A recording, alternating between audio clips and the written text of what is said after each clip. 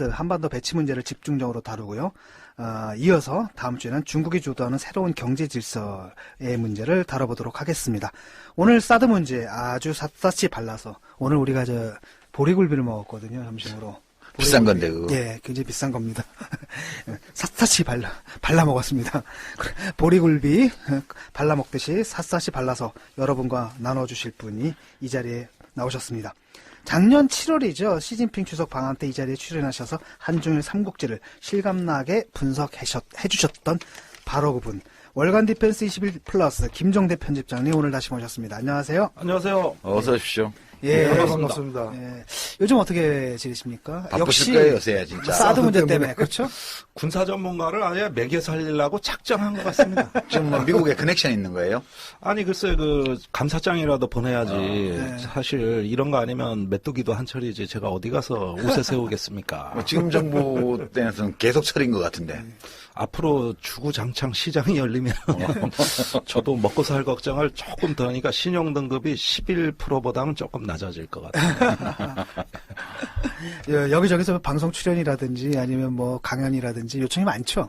그런데 저는 방송 안 나갑니다. 방송 오로지 안 팟캐스트만 주력하고 있고요. 예. 예, 그리고 제가 한 3, 40위권 팟캐스트에서는 이 사드 문제를 너무 많이 얘기했습니다. 예. 근데 이제 모처럼 1위권에서 얘기하니까 이제 민망. 네, 그래가지고 예. 기존에 했던 거 엑기스만 뽑아서 예. 오늘은 예. 역시 메이저 팟캐스트라. 예, 오늘 이걸 갖다 저 전문용어로 갈라쇼라 그럽니다. 오늘 사드 갈라쇼입니다. 네. 예, 우선 간단하게 사드 체계가 뭔지부터 이야기를 하고 그 진짜 이게 넘어가야 될것 뭔지 같아요. 모르는 사람이 많아. 사드가. THAAD잖아요. 예? 네. 그 뭐의 약자입니까, 그게? 이거 또 영어 해야 됩니까? 네. 그거 참 T는 터미널입니다. 이걸 조선일보가 시더라고 번역했는데 네. 무식이 고도로 발달하면 그렇게 쓸 시더? 수도 있습니다. 네, 옛날에 초기 명칭은 시더였어요. 이거는 군사용어로 전역이라고 번역이 되는데 그것이 아닙니다. 네. 여기서 터미널. 우리가 버스 타고 가다가 종점에 나오면 운전기사가 방송에 뭐라고 네. 합니까? 터미널 다 도착했습니다. 네. 이렇게. 그러니까 종말. 이거 종말이라는 종말이죠. 뜻이 됩니다. 마지막 단계. 네. 그 다음에 H는 하이. 그 다음에 A는 그 고도, 엘티튜드. 하이 엘티튜드. 예. 그 다음에 에어 디펜스. 지역 방어. 이렇게 하니까 방공. 종합하면 예, 종말 고고도 단계 고고도 방공. 요격. 예. 또는 뭐 방공. 시스템이라는 뜻이 됩니다. 예. 여기가 거의 끝판왕. 예. 그런 뜻이네. 끝판왕인데 예. 그런데 앞에 고고도란 수식어가 붙었어요. 제일 끝은 패트리엇. 그러니까 저기 지상에서 40km 상공까지는 예, 저고도로 그게 진짜 종말이고 요거는 이제 탄도 미사일이 그 대기권을 지나 가지고 미디엄 단계를 지나서 이제 하강이 막 시작되는 단계가 이제 종말 단계에 해당되는데 그 중에 첫 번째 고고도 예, 이렇게 요격을 한다는 뜻이 되니까 예. 패트리어트하고 사드는 아래 위로 짝을 이룬다고 보시면 됩니다. 사드는 위에서, 패트리트는 아래에서. 아래서. 사드 다음 단계가 이제 패트리어트가 그렇습니다. 담당해야 될 저고도가 되는 거죠. 그렇습니다. 그런데 이것도 변화가 많은 게 옛날에는 아예 미사일 상승 단계 요격이 제일 유력하다 그랬어요. 예. 그건 레이저로. 그러니까 이렇게 떠오르는 걸 레이저로 딱 때린다. 이런데 이거는 뻥입니다. 예, 이제는 개발 안 합니다. 그 다음에 저기 그 중간 단계 요격 체계라 그래 GBI라는 게 있었고 이건 지상 발사 요격 체계 이런 게 있었고 또 SM3라고 스탠다드 미사일이라는 게 또 있습니다. 약간 복잡해지는데 그거는 이제 그 저 종말 단계 이전에 미디엄으로 막 올라가는 단계에서 인터셉트한다, 요격한다 이런 것들이 또 있었고. 근데 해보니까 별반 시원찮아요. 그러더니 요즘은 우르르 또 종말 단계로 다 몰려오셨습니다. 예. 그래서 여기서 한번 이제 끝장을 보자는 건데 이렇게 MD라는 것도 하나를 의미하는 게 아니라 이리 몰려갔다가 저리 몰려갔다가 그러다 요즘은 이제 대세가 종말 단계. 근데 실전에서 검증된 바가 있습니까? 실전은 아직 뭐 이게 저 대륙간 26년 탄도미사일이 발사돼야 실전에. 실전에 일어나야 아는 겁니다. 예, 그거는 뭐 검증된 적도 없고요. 실험을 해볼 수는 있잖아요. 실험은 했죠. 예. 그래서 지금 11번 요격 시험을 해서 11번 성공했다고 이제 그 제작사인 로키드 마틴에서 홍보를 하고 있어요. 그런데 그 명중률, 요격률 이거 저 함정이 있습니다. 논리에. 이렇게 덩치가 큰 미사일, 중거리 미사일은 우리가 지금 북한에 노동 미사일이 있습니다. 그런데 이걸 지금 한반도로 쏜다 그래 이 난리가 난 거 아닙니까? 그러면 사드가 필요하다는 거 아닙니까? 근데 이건 한반도에 노동 미사일을 쏘면 좀 탄두가 큽니다. 대략 1톤은 넘을 걸로 예상이 되고 2톤 가까이 될 수도 있습니다. 탄두 무게가. 탄두 무게가. 그런데 사드에서 요격하는 거는 이게 높이 대기권 이상으로 올라가 그 사이에 3번 몸체가 분리가 되고 네. 마지막에 남은 캡슐이 열리는 게 4단계입니다. 그래서 너무 작잖아요. 여러분. 예, 뭐가 툭 튀어나와요. 6kg 정도 되는 그 작은 물체가 툭 튀어나와가지고 자체 추진으로 이제 우주에서 비행을 하는데 그게 한 초속 6km까지 속도가 나옵니다. 초속. 그러면은 이게 날라오는 탄두를 직접 때리는 히트킬이라고 파편이나 폭풍이 아니라 직접 맞춰서 격파시킨다 이 개념이거든요. 근데 저작건 2톤이고 요건 6kg이면은 이게 명중률의 현혹에 빠지시면 안 되는 게 탄두 무게의 70%가 탄피입니다. 예. 그러면은 핵물질하고 고폭탄은 안에 30%밖에 안 돼요. 이게 특수 합금으로 둘러싸여 있거든요. 요게 정통으로 맞아야지 삐뚤어 맞으면 어떻게 됩니까? 이마박을 정통으로 때려야지 옆에 주변 머리를 삐뚤어 맞으면 아무데나 막 가는 거 아니에요? 그러니까 조금 바뀌는 것 뿐이죠. 그러니까 코스가. 부산으로 날라오던 미사일을 서울로 떨어뜨린다 이게. 그래도 기스는 갈 거 아니에요. 그러니까 삐뚤어 하면은 단피에 툭 기스가 튕겨가지고. 가는 정도다 그래. 이거죠. 그래서 우리는 지금 이 사드 신뢰성, 효용성을 자꾸 얘기할 때 명중률 얘기를 하는 거는 그건 별로 의미가 없어요. 그러니까 이거를 탄두를 공중에서 폭파시켜서 완전히 없애는 게 아니고 네. 말하자면 정말 이마를 딱 때리면 그렇게 될 수도 있지만 네.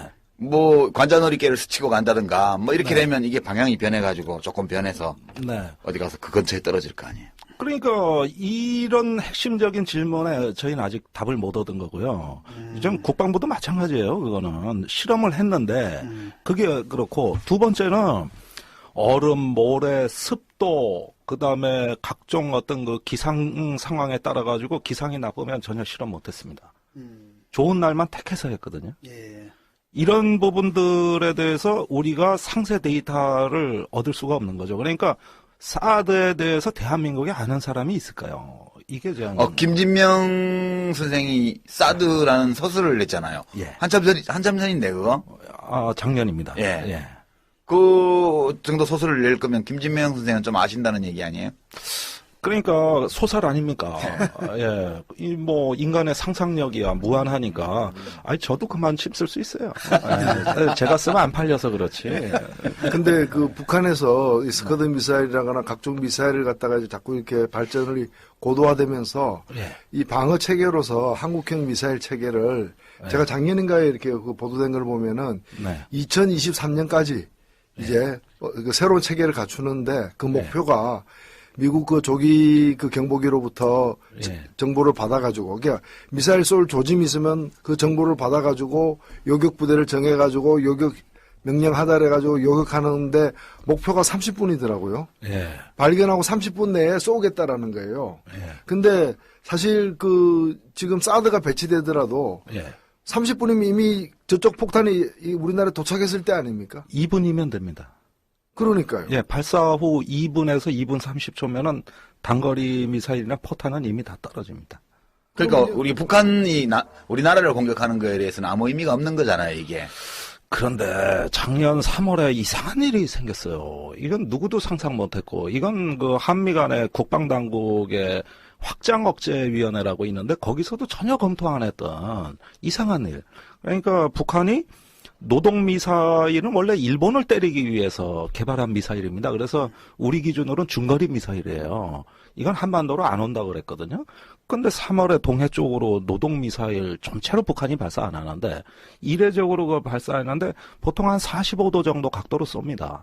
이걸 70도까지 고각을 높여서 이렇게 쐈다는 겁니다. 그럼 들어가서 떨어진다는 얘기죠. 예, 650km를 나가서 떨어졌어요.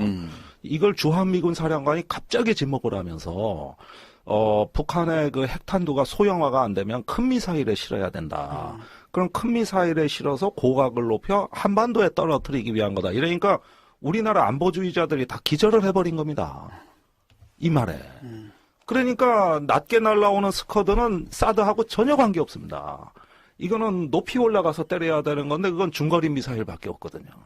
그게 한반도에 떨어진다니까 아니 뭐 난리가 났죠, 난리가.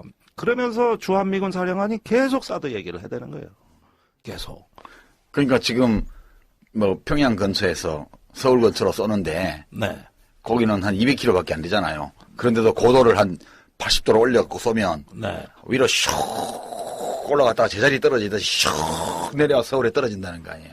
그거를 여격하기 위해서 뭐가 있어야 된다 그런 얘기예요. 그 얘기가 된 겁니다. 그러니까 그렇게만 안 쏘면 이 사드 얘기는 아예 논리적 정당성이 다 사라져요. 그러니까 우리나라하고는 관계가 없는 거죠. 그러면 거꾸로 보면은 북한 입장에서 공격을 하는 북한 입장에서는 그걸 왜 그렇게 쏘나요? 날 좀 쏘아달라라고 시간을 주는 거잖아.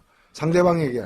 그렇죠. 지들 마음대로. 그러면 예. 빨리 이렇게 도착할 수 있도록 고도를 각도를 낮춰서 쏘지 않고 물론 다른 어떤 아니 단거리 미사일로 그냥 쏘면 되는데. 쏘면 되는 단거리 미사일은 왜 큰 그러는데. 거를 못 씹는다는 얘기 그렇죠. 아니에요? 그러니까 맞습니다. 그겁니다. 그러니까 이 안보주의자들이 논리적인 모순이 빠지는 게 이겁니다. 북한 핵탄두 소형안 성공했다 그래요, 지금. 이것도 기절할 얘기입니다, 사실은. 그러니까 지금 대륙간 탄도미사일에 실어서 미국까지 보낼 수 있다. 며칠 전에 그렇게 얘기한 것 같은데. 아니, 또 새로운 게 나왔어요. 오늘 아침 신문 보도에 이미 실전 배치하고 있다. 아, 예. 매일 다릅니다, 얘기가. 예. 우리가 모르던 초강대국이 한반도 북단에 지금 탄생했습니다, 여러분. 이게 뭐 매일 다른데, 그런데 그 핵탄두 소형화가 실패했을 때, 탄두가 커지니까 그때 노동미사일에 쏘아보낸다. 이 얘기를 하신 겁니다. 그렇다면은 핵탄두 소형화가 다 됐다는 얘기하고 이 얘기는 사실은 모순됩니다. 예, 그러니까 이게 막 뒤섞여서 한 사람이 이걸 뭐 동시에 막 얘기해버리니까 요즘 토론이 안 되는 게 이런 부분에 대한 어떤 그 논리적인 정밀성을 기할 수가 없는 거예요. 예. 단지 주한미군 사령관이 얘기한 겁니다, 이렇게. 예. 질문이 있는데요. 네. 좀 듣다 보니까 이게 마지막 단계에서 한다 그러지 않습니까? 그런데 이게 그러면은 그 미국에서 쏜 미사일이 북한에 떨어질 때 여기서 이렇게 요격을 한다면 이해가 가는데 네. 북한에서 쏜 게 만약에 북한에서 대륙간 탄도미사일 쏜다라고 한다면 그 대위권 진압했다가 마지막에 떨어지는 건 저쪽 태평양 어디일 거 아닙니까? 근데 그걸 왜 한국에다가 설치하는 겁니까? 그러니까 그게 아니라는 거죠. 예, 아니 근데 미국에서는 이걸 설치하려고 하잖아요. 한국을 위해서 하겠다는 거지. 네, 설치하려고 합니다. 그러니까 남한에 떨어지는 걸 요격하겠다는 거예요. 그 얘기입니다. 예. 미국에서 계속 얘기하는 거는 남한에 남한 근데 아닌 미국에서는 예를 들어 그걸 설치하려고 한다면은 그게 뭐 나름대로 이유가 있어야 될 거 아니에요. 왜 그렇게 설치하려고 하는지. 그러니까 사실은 뭐 크게 보면은 그 배경적인 이유, 구조적인 이유도 있습니다만은 그건 천천히 말씀드리기로 하고 현상적으로는 방금 설명드린 대로 북한이 핵탄두를 대형화해서 남한을 때리기 위한 새로운 전술이 나타났으므로 주한미군이 자기들 자위권 차원에서라도 이 사드를 갖다 놔야 되겠다. 한국 국민들 보호하겠다는 얘기는 한 적 없어요. 예, 그래서 갖다 놔야 되겠다. 이렇게 된 겁니다. 얘기가. 그러니까 우리는 주한미군이 갖다 놓는다는데 한국 안보에 도움이 되는 거 아니냐. 이렇게 이제 사방에서 특히 여당 대표 되시는 분들까지 동원해가지고 이게 하나의 신드롬을 일으키게 됩니다. 근데 이제 그러면 됐네요. 그러면 뭐 하든가 말든가 미국하고 한국이 상의해서 하면 될 텐데 중국이 왜 발칵발칵해요?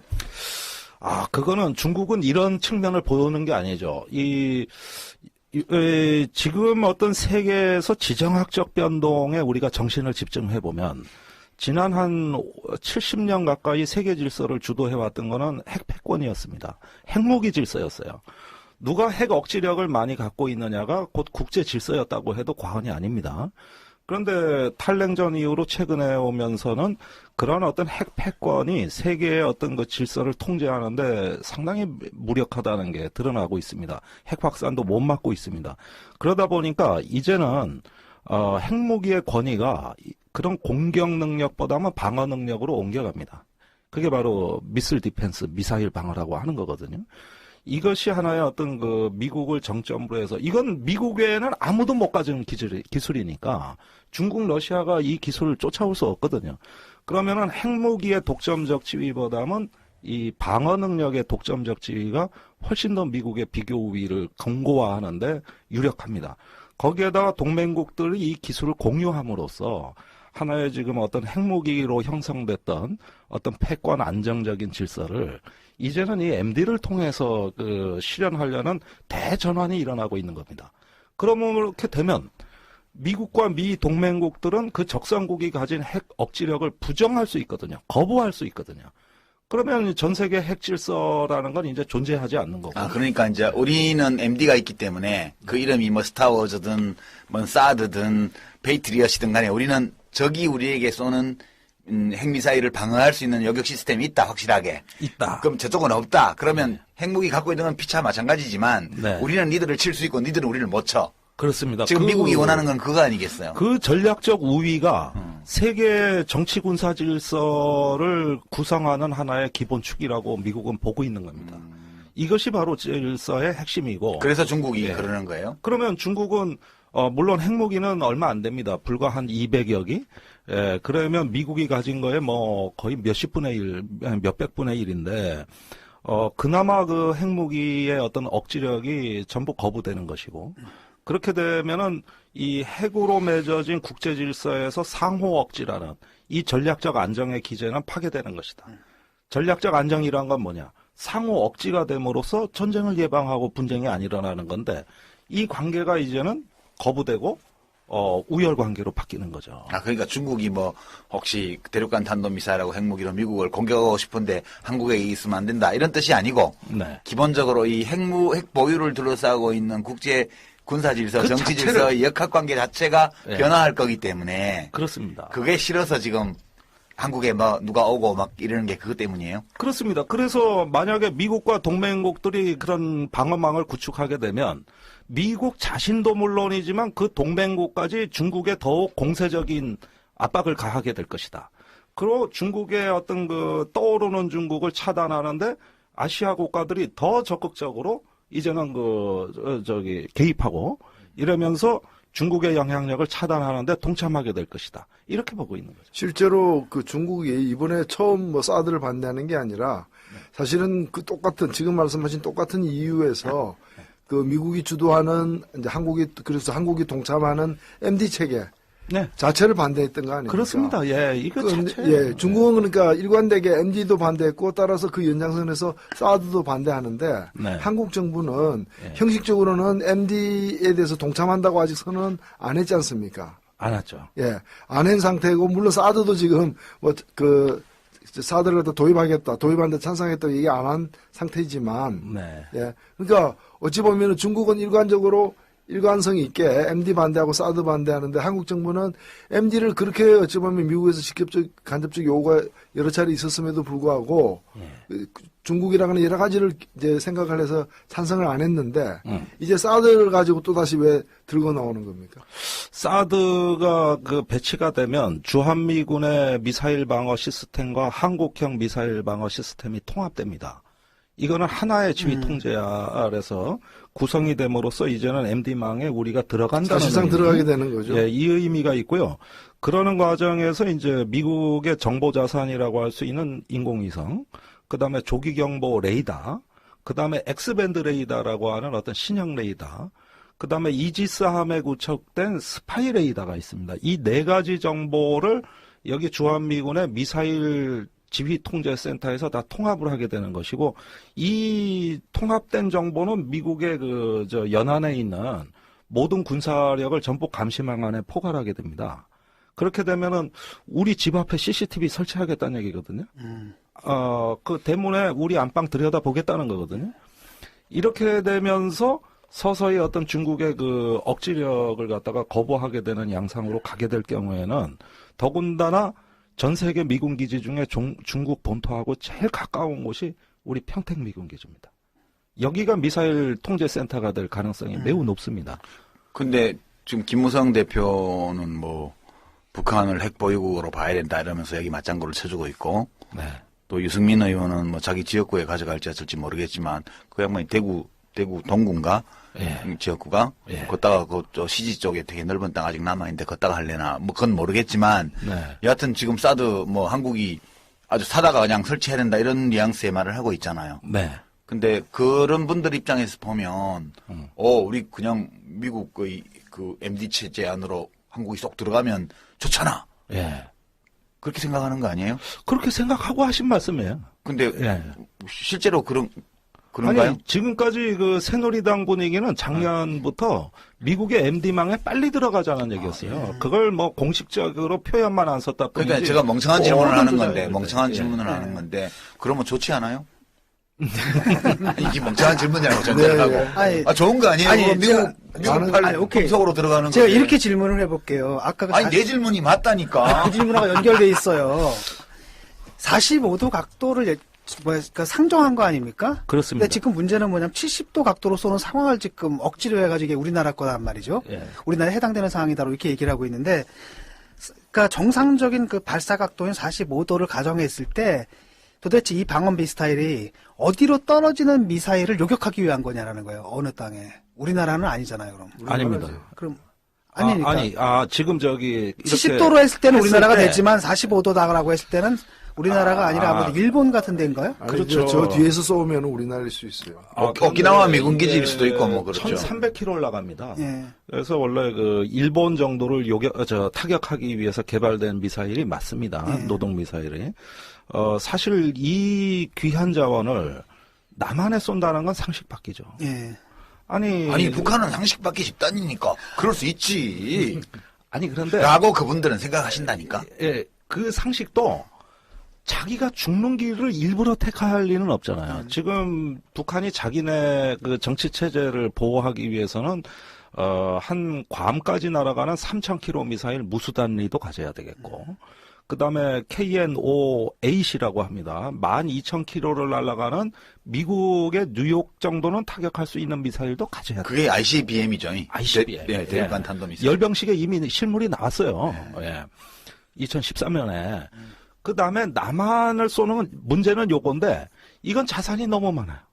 스커드 미사일 800발이 있습니다. 이거는 순수하게 남한용입니다. 서울까지야 장사정포 그거보다 짧은 걸로도 되잖아요. 예, 500km. 그 다음에 장사정포는요, 1시간에 2만 발의 포탄을 서울에 떨어뜨릴 수가 있는데, 지금 사정거리가 많이 보면 70km, 적게 보면 60km까지, 저기 경기도 수원까지 갑니다.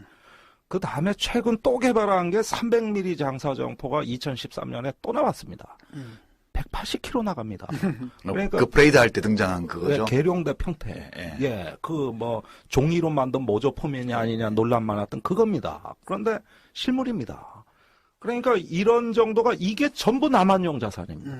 이게 전부. 그게 이제 재래식 무기잖아요. 다. 재래식 무기. 그러니까 지금 말씀대로 한다면은 사드를 배치해서 그 사드 그 배치하자는 사람들이 주장하는 대로 핵탄두 이 미사일을 갖다가 막는다면은 북한은 꼼짝 못하는 게 아니라 다른 스커드 미사일 등 또 다른 여러 재래식 무기를 가지고 그 상당한 피해를 주는 선제 공격을 할 수도 있는 거고. 지 마음대로. 그리고 그거는 못 막는 거 아니에요. 아니 대한민국을 공격하려면 재래식 무기로 하지 왜 핵무기로 해요? 그러면 그러니까. 지들이 적화 통일해가지고 남한 점령하면 어디다 쓰려고 그거를. 그렇죠. 그런데 자, 사드를 발사하는 상황을 보면은 우리나라 전쟁 계획에 유사시에 미국에서 전투기 3,000대가 오게 돼 있습니다.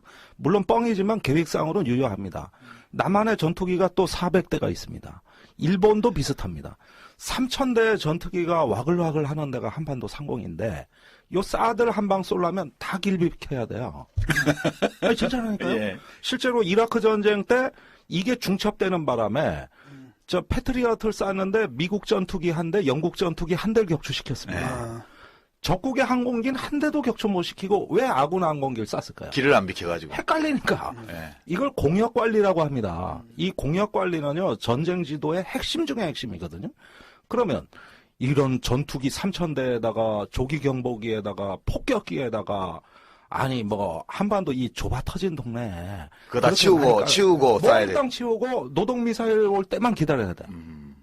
그러면 싹 비우면 왜 노동 미사일을 쏴? 딴 걸로 쏘지.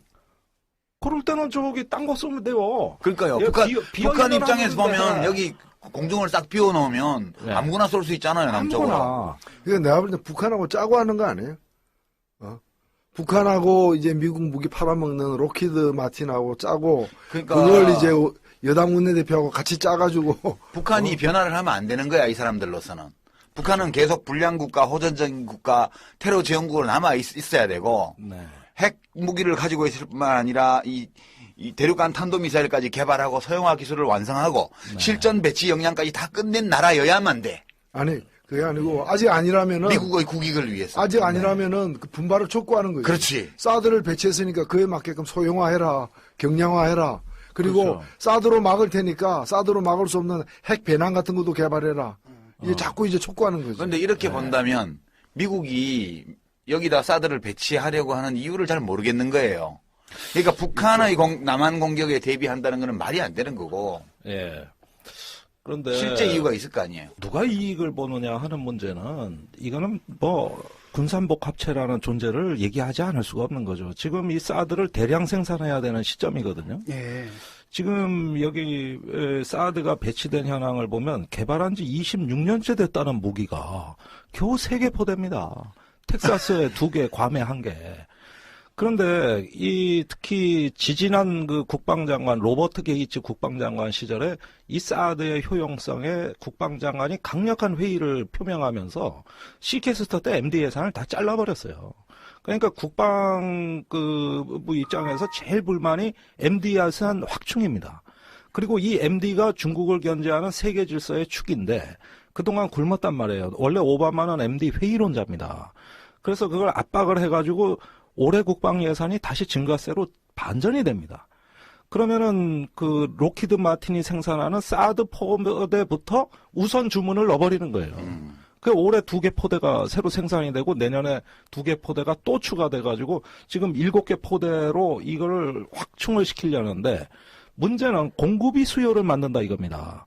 이렇게 어떤 늘어난 사드 포대를 어디선가의 전략적 요충지에다가 이것을 배치해 놓음으로써 그것이 이제 그 발휘하는 어떤 군사적 위용이랄까 전략적 가치를 인정받아야 된다는 절박한 처지입니다. 이게 한두 푼 드는 무기도 아니고 이 많은 예산을 투입하는데 그다음에 올해 발간된 미국 합참의 국가 군사 전략서에 아예 중국 견제를 그냥 제1번 전략 목표로 박아버렸어요. 아예. 예.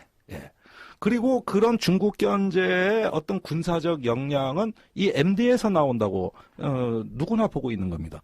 그런데 그 중에 핵심 무기가 바로 이 사드가 되는 것이고 중국의 최전방의 전략적인 기지로 전진 배치되어 있는 그래서 이건 전진 배치된 전략 자산이라고 이제 명칭이 돼 있는데 사드의 어떤 주한미군 기지에서의 성공적 운영 이 부분이 전략적 가치를 갖고 있다고 보는 거죠. 이건 사실 일반인들의 어떤 직관과 상식으로는 조금 이해하기 곤란해요. 그러지만은 하나의 미국의 그 국가 전략, 군사적 이익의 핵심을 미국 스스로 이렇게 설정해 놨다는 맥락에서 보면은 이것을 배치함으로써 얻어지는 이익은 뭐겠습니까? 전략적 주도권입니다. 그런데 미국 입장에서는 그런데요. 예. 그러니까 이제 계속 멍청한 질문이에요. 야, 거기 맞춰가지고 우리나라가 그 수우산 아래로 탁 들어가면 네. 우리 좋잖아라고 말하는 이 논리. 네. 이거 혹시 무슨 문제가 있나요? 그러니까 군사적인 논리만 보면 전 그 논리 맞다고 봅니다. 사드보다 더한 것도 많이 갖다 놓으면 좋은 거 아닙니까? 그렇죠. 핵무기도 갖다 놓고, 예, 미국이 갖고 있는 거 다 갖다 놓으면은, 아니, 이렇게 빵빵하니, 이런 근육질에 이 우람한 사람이 옆에 있는데, 어떤 잡도둑 놈이 우리 집을 넘보겠습니까? 그러니까요. 예, 아무리 북한이라도 그렇지. 이렇게만 보면 군사적인 합리성으로 보면 무기란 건 많을수록 좋은 겁니다. 그리고 사드가 아까 그 조금 성능의 신뢰성이 안 간다는 얘기도 했지만은 효용성이 없는 무기 체계라는 건 존재하지 않습니다. 그러니까 없는 것보다 나을 거 아니에요. 전쟁 때는 막대기 하나도 쓸모가 있는 거예요. 왜 사드가 쓸모 없겠습니까? 언제 어떻게 쓸지 모르는 거죠. 그렇게 보면은 많으면 많을수록 좋고 미국의 핵우산, MD 우산 다 들어가서 하면은 군사적으로 강해지는데 이게 왜 나쁘냐? 예. 예, 제 말이 이렇게 그 되는 말이에요. 거예요. 예. 여기까지는 군사 영역입니다. 예. 예. 근데 무기 체계라는 것이 우리가 그 핵무기로부터 이렇게 무기 체계가 발전한 역사를 보십시오. 그것이 하나의 군사적 역할에 끝나는 것이 아니라 지정학이 있습니다. 그러니까 그 무기가 어떤 지정학의 변동을 초래하는 수준까지 정치화됐을 때, 이랬을 때는 우리가 강해진다는 우리의 주관적인 영향만 있는 것이 아니라 상대방의 입장에서 이거에 대한 또 다른 대비책을 세우고 다른 전략적 압박을 가했을 때는 하나의 어떤 그 안보 상황 자체가 더 나빠지는 이걸 국제정치학에서 안보 딜레마라고 하는 거. 예, 군비 경쟁이 계속 일어나는 계속 거죠. 일어난 거죠. 그래 되면은 북한은 사드를 돌파하기 위해서 더 많은 또 핵을 또 미사일, 만들어야 되고. 더 다양한 핵을 갖게 될 것이고 또 중국이 여기에 개입하게 들어올 것이고 그러면 그 안보 부담을 또 관리해야 되는. 그러니까 이제 이런 쉽게 것들이 말하면 이런 거죠. 뒷골목에서 애들이 싸움할 때도 처음에 재크나이프 들고 나올 때는 상대방도 나이프 하나 정도, 연필깎이 칼 이런 건데 내가 야구방망이 갖고 나오면 저쪽에 쇠파이프 들고 나오겠죠. 아니 명동에서 저기 다 주먹 갖고 깡패들이 싸우는데 어느 날 칼 들고 한 놈이 나오면 급한요. 하루아침에 개판됩니다. 다들 칼 들고 나오게 되는 거예요. 예. 그래 거기까지는 좀 참으려고 그러는데 어떤 놈이 이제 총을 들고 나와 보십시오. 이게 질서가 어떻게 됩니까? 전략적 안정이 무너지는 거 이게. 그러니까 명동이 옛날에는 주먹만 왔다 갔다 하는 동네였는데 이제는 막 총이 난사되는 동네로 바뀐다는 얘기 아니에요. 그러면은 그건 깡패들한테도 이롭지가 않습니다. 그러니까 그런데 지금 사드 배치가 예. 그 미국의 공식 입장입니까? 아닙니다. 그러니까 지금 이 소동이 벌어진 이면에는 한미 간의 합의된 정부 입장과 다르게 주한미군 사령관 한 명이 떠들어대는 이것의 이 국면이 다 벌어졌다고 해도 과언 아닙니다. 예, 그러니까 제가 진짜 드리고 싶은 말씀이 예. 이게 미국 국방부 장관도 전 국방부 장관은 반대했다 그러는데 예. 예를 들면 MD 체계 같은 걸 네. 그 국무부가 줄곧 보면은 이제 미사일 방어 체계에 대해서 굉장히 그 소극적인 입장을 택했고 심지어는 이명박 대통령 회고록 보면은 네. 그 미사일 규칙을 갖다가 이제 변경해서 한국이 보유하고 있는 미사일 사정거리를 갖다가 이렇게 800km, 1000km로 늘리는 것도 미국 국무부가 계속 반대해가지고 힘들게 자기가 따냈다. 예, 예. 이렇게 자랑하고 있는 대목이 있던데. 지금도 마찬가지죠. 예, 예. 그런 입장에서 보면 예를 들면 외교까지 고려하는 국무부와 예. 그냥 이제 국방력 자체만 고려하는 미국 국방부가 입장이 같을 수 없는 거고 네. 다를 수도 있는 거고 예. 그다음에 무엇보다도 과거에도 보면은 주한미사령관 입장에서야 사드를 전 세계에 이제 3개 내지 4포대를 신규로 배치한다 할 때 그중에 하나를 갖고 오고 싶어 하겠죠. 그렇죠. 자기 예. 부대 그리고 또 로키드 같은 데서 또 그런 식으로 또 로비를 갖다가 예. 또 했을 수도 있고 근데 그럴 때 결국 미국 입장도 정해지기 전에 네. 미국의 일각에서 그런 얘기를 할 때 한국의 또 일각에서 특히 한국의 국방부와 또는 한국의 이제 철없는 여당 예. 이런 데서 이렇게 맞받아 쳐가지고 일을 오히려 만들어가고 있는 만들어가고 있는 좀 그런 좀 조짐이 있는 거 그러니까 아니에요? 박근혜 정부에 큰 부담을 얹었어요. 우리나라 보수 세력이 새누리당도 마찬가지고 그것도 군사 전문가들이 주도한 게 아닙니다. 한나라 새누리당의 김무성. 유승민, 원유철, 김무성 이런 분들인데 그분들 전략가도 아니고 군사 전문가도 아닙니다. 그 사람들이 군사 전문가면 저는 유엔 사무총장이에요. 그럴 만도 한 거 아닙니까? 예. 그런데 막 아마추어식으로 이걸 쏟아낸 겁니다. 그런데 그렇게 되면은 한국뿐만 아니라 미국도 지금 고심에 빠진 게 작년에 윌리엄 워크라는 미국의 국방부 부장관이 이걸 정리했습니다. 하도 논란이 심하니까. 자, 첫째, 사드는 너무 중요한 전략 자산이기 때문에 미 국방부 결정 사항이 아니라 오바마 대통령 결정 사항이다. 거의 핵무기에 버금가는 그 의사 결정이 필요하다고 했고, 예, 미국의 국방장관 핵에 대해 아무 권한도 없습니다. 이건 대통령의 무조건 고유 권한입니다. 사드가 바로 그렇다 그랬고요. 그럴 정도로 중요합니다. 둘째, 주한미군 사령관이 배치해달라는 요청이 있어서 작년 5월에 러시아와 중국을 우리가 만났다. 그래서 한반도에 배치하는 문제를 실제 협의했다. 근데 반대하더라. 절대 용납 못하겠다 하더라. 그래서 신중론으로 돌아섰다는 겁니다. 그리고 국방부는 여기에 대해서 더 이상 검토도 없고 계획도 없고 이거는 오바마 대통령이 미중 관계를 조정해야 될 일이 벌어질 그 순간에나 고려해 볼 만한 것이지 이런 너절너절한 야전 사령관들의 궁시렁궁시렁거리는 이 사드 타령들은 이건 공식 정책이 아니라고 확실히 선을 겁니다.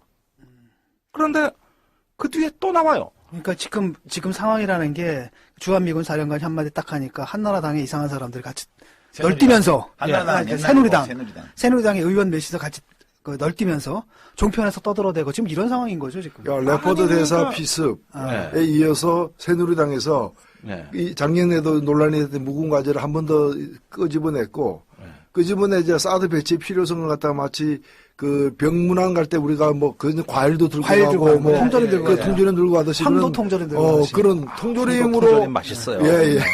이걸 좀 꺼낸 측면이 있는데, 꺼내자마자 제가 눈여겨봤던 것은 뭔가 하면은 정무특보로 새로 임명된 친박으로 알려진 윤상현 의원이 즉각 반박 성명을 냈어요. 그렇습니다. 사드 불필요하다. 그리고 바로 그 다음날 이정현 또 의원이 또 같은. 진짜 개판이네, 완전히. 이인재도 거기. 나서고. 예. 아니, 근데 이제 당대표, 뭐 하는 겁니까? 당대표, 원내대표가 이야기를 하는데, 그 당 현역 재선 의원이 대통령의 정무특보 타이틀을 달고 앉아가지고, 당대표, 원내대표가 하는 말에 대해가지고, 막 들이박는, 무슨 이런 당이 있어? 그러니까 유정회죠, 그게 유정회. 비박계네. 그러니까 새누리당 내에서도 비박, 왜냐하면 친박 사람들은 이제 대통령한테 부담을 주고 싫은 거야. 그렇습니다. 근데 이제 비박 애들이 좀 설치는 거죠, 지금. 그렇죠. 그래서 그런 정파적인 차이도 여기 이 문제로 인해서 드러났고요. 뭐 유승민 대표 물 먹는 게 이거 한 건만은 아니지 않습니까? 여러 건 있죠. 근데 요건은 얼마나 모욕적이냐면 당정청 협의회에서 사드 얘기를 하겠다고 아예 선언하고 유승민 대표가 갔어요. 그랬더니 청와대 경제수석이 뭐라 그러냐 하면은 그 문제는 여기서 답변할 사람이 없으니까 아무도 없습니다. 딴데 가서 얘기하시고 이러는 거예요. 그러니까 야 새로 선출된 원내대표 아닙니까? 그런데 어떻게 그렇게 물을 먹이고 이걸 또 언론에 공개한 다음에 그런 다음에 친박 정무특보를 시켜가지고 의원총회에서 완전히 엿을 먹입니다. 그러니까 이건 뭡니까? 그 당내 정파적인 차이도 있지만은 사드에 대해서 네 아마추어 니들이 뭘 알아? 이러면서 한 방, 두 방. 아니, 그러면 그런 얘기 하기 전에 미리 청와대에서 정무수석 통해가지고 중요한 정보를 원내대표하고 당대표한테 제공을 하고 미리 조율을 해야 될 거 아니야. 그게 아니, 안 되는 왜 거지. 남의 당 걱정하세요? 아니, 그렇게 안 이제- 되는 건 그 사람들 사정이 있는 아니, 거예요. 근데 거기 대한민국 정부잖아요. 대한민국 대통령이 소속 정당을 떠나서 최소한 대한민국 정부면 대한민국 국민 평균적인 입장에서 생각할 때 말이 되는 얘기를 해야 될 거 아니야. 물론 뭐 내 살림은 아니지만 네. 아무리 나무 살림이라도 그래도 어느 정도 사람 사는 이치에 맞게 해야지. 이게 근데 뭐냐고. 그게 이제 그런 측면도 있는 것 같아요. 좀 전에 그 얘기를, 말씀을 좀 듣고 보니까, 그러니까 친박과 비백의 이른바 쉽게 말하면 주도권 경쟁이죠. 그렇습니다. 왜냐하면 예. 그 보수층들을 상대로 해가지고는 사드 뭐 이렇게 떠드는 게 유리하거든요. 예. 뭐 안보하고 북핵 막 떠들 때 이러는 건데 이제 문제는 뭐냐면 친박계 같은 경우는 지금 정권을 움직여야 되고 그러려면 고려할 변수가 많죠. 중국 봐야 되고 러시아 봐야 되고 다 봐야 되니까 함부로 얘기를 못하는 부분이 있고 그렇죠. 예. 그걸 예를 들면 막 치고 들어오니까 이제 괘씸해가지고 물 먹이는 거고 물 먹이고. 이런 상황이는 거죠. 야, 아니, 암호 장사를 하는데 경쟁적으로 하고 있는 거고. 아니, 그러니까 내놓고 그렇게 하면 안 되는 거고. 청와대 정부 입장에서는 그 평소에 그렇게 잘 당정 관계를 관리를 해서 필요한 정보를 제공을 하고 이렇게 해야지 무슨 국가 운영을 이렇게 해. 나 그게 진짜. 이제 다원적 민주주의를 하고 있는 거죠. 근데 전 재밌는 게 이제 조갑재 씨라고 아주 극우적인 견해를 가지신 분이 사드를 찬성하지 않아요. 그래요? 그래요? 않고 이 사드가 얼마만큼 비효율적인가를 갖다가 지적을 하면서 이거 가지고 안 된다. 그분은 진짜 국가 안보를 핵무기를 가져야 걱정하는 된다. 아니, 나는 이분이 정답이라고 봐. 다만 핵무기를 가질 수 없으니까 우리가 다른 평화적으로 풀자는 건데 이분은 이게 예리하게 본 것 같아요. 예, 사실 핵에 대한 억지력은 핵밖에 없죠. 이건 핵을 왜 절대무기라고 합니까? 방어가 불가능하기 때문이에요. 그러면 보복하는 핵밖에는 다른 대안은 없는데 저런 어떤 그 정통 안보주의자들이 이 사드를 보면 우스운 거예요. 사실은 핵 억지력에는 한국의 핵이나 미국의 핵이나 억제력. 그 다음에 보완책이 뭐냐 하면은 선제 공격입니다. 그러니까 핵미사일을 쏘는 징후만 보고 미리 타격하는 거. 이것이 킬체인입니다. 국방부가 얘기하는 거죠. 그러면은 이런 것들 외에는 대안이 없다고 해왔는데 사드라는 그 정체 모를 방어 무기를 갖자고 하니까 이 정통 안보주의자들이 보기에는 이거는 차차선도 안 되는 하나의 좀 뭐 유약한 좀 궁색한 안보 논리라고 볼 법도 한 거죠. 예. 근데 좀 근본적인 면에서 지금 진행되고 있는 일에 대한 생각을 좀 말씀을 드리면 난 좀 웃긴다고 생각해요. 이 모든 소동이. 왜냐하면 이게 정말 이제 주한미군 사령관이나 미국의 일부 군산복합체 이익을 대변하는 지난 보수 정부 때는 공화당 정권 때는 이게 전부 네오콘들이었잖아요. 그렇습니다. 이른바 예. 북한을 불량국가로 지목하고 테러 지원국으로 묶어놓으려고 그러고 한반도에서 불안한 정세를 조성해서 무기를 팔아먹고 이렇게 하는 자들이잖아요. 네. 근데 우리 입장에서 이렇게 보게 되면 아니 우리가 두 차례 남북 정상회담 기록이나 이런 걸 보면 사실 정치의 임무는 총칼을 안 쓰게 만드는 거잖아요. 네. 그러니까 한반도에서 전쟁 분위기가 조성되지 않도록 하고 네. 북한이 굳이 핵무기를 개발할 필요가 없도록 만들거나 네. 또는 이미 개발한 핵무기를 포기하도록 만들거나 이렇게 하는 것이 정치 외교의 정도잖아요. 예방 외교라고 합니다. 그럼요. 지금 말씀하신 거. 예. 그러니까 그거를 할 생각을 안 하고 예. 계속 무기를 비축해서 상대방이 파이프 들었으니까 우리는 칼로 무장하고 상대방이 칼 들면 우리 총으로 무장하고 상대방이 총 들면 우리는 또 뭘로 무장하고 지금 이 논리로 가는 거 아니겠어요? 그렇습니다. 예. 근데 저는 정부 입장도 그렇고 청와대도 그렇고 여당도 그런데 그 다 정치하는 데들이잖아요. 네. 그러면 이런 군사적인 문제는 군사적인 차원에서 논의하더라도 근본적으로 이런 논란이 필요 없게 되는 한반도의 정세를 조성하기 위해서 우리가 뭘 할 거냐 이걸 고민을 해야 그거 맞는 거 아니에요? 난 좀 코미디 같아 이 모든 상황이. 그러니까 빌리 브란트가 그 얘기했다던데 상대방의 대포나 미사일 숫자를 세는 안보 정책은 이미 정치의 실패를 전제로 하고 말하는 것이다. 정치가 성공하면은 상대방의 대포나 미사일 숫자 세는 거는 정말 부차적인 일이다.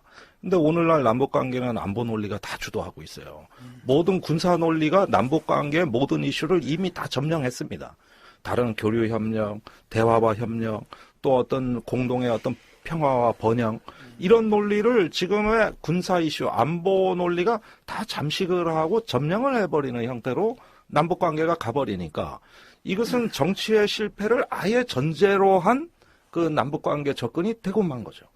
제가 단순한 질문인데요. 이 사드의 대전제가 되는 것이 북한이 이제 핵탄두를 실은 미사일을 갖다 남쪽으로 쏘아보낼 우려에 대한 대응 아닙니까? 네. 그러면 북한이 그런 짓을 핵을 앞세운 공격을 할 이유가 있느냐, 할 가능성이 있느냐라는 거죠. 그러니까 자기들이 그렇게 하지 않으면은 내일 정도 다 죽게 됐다.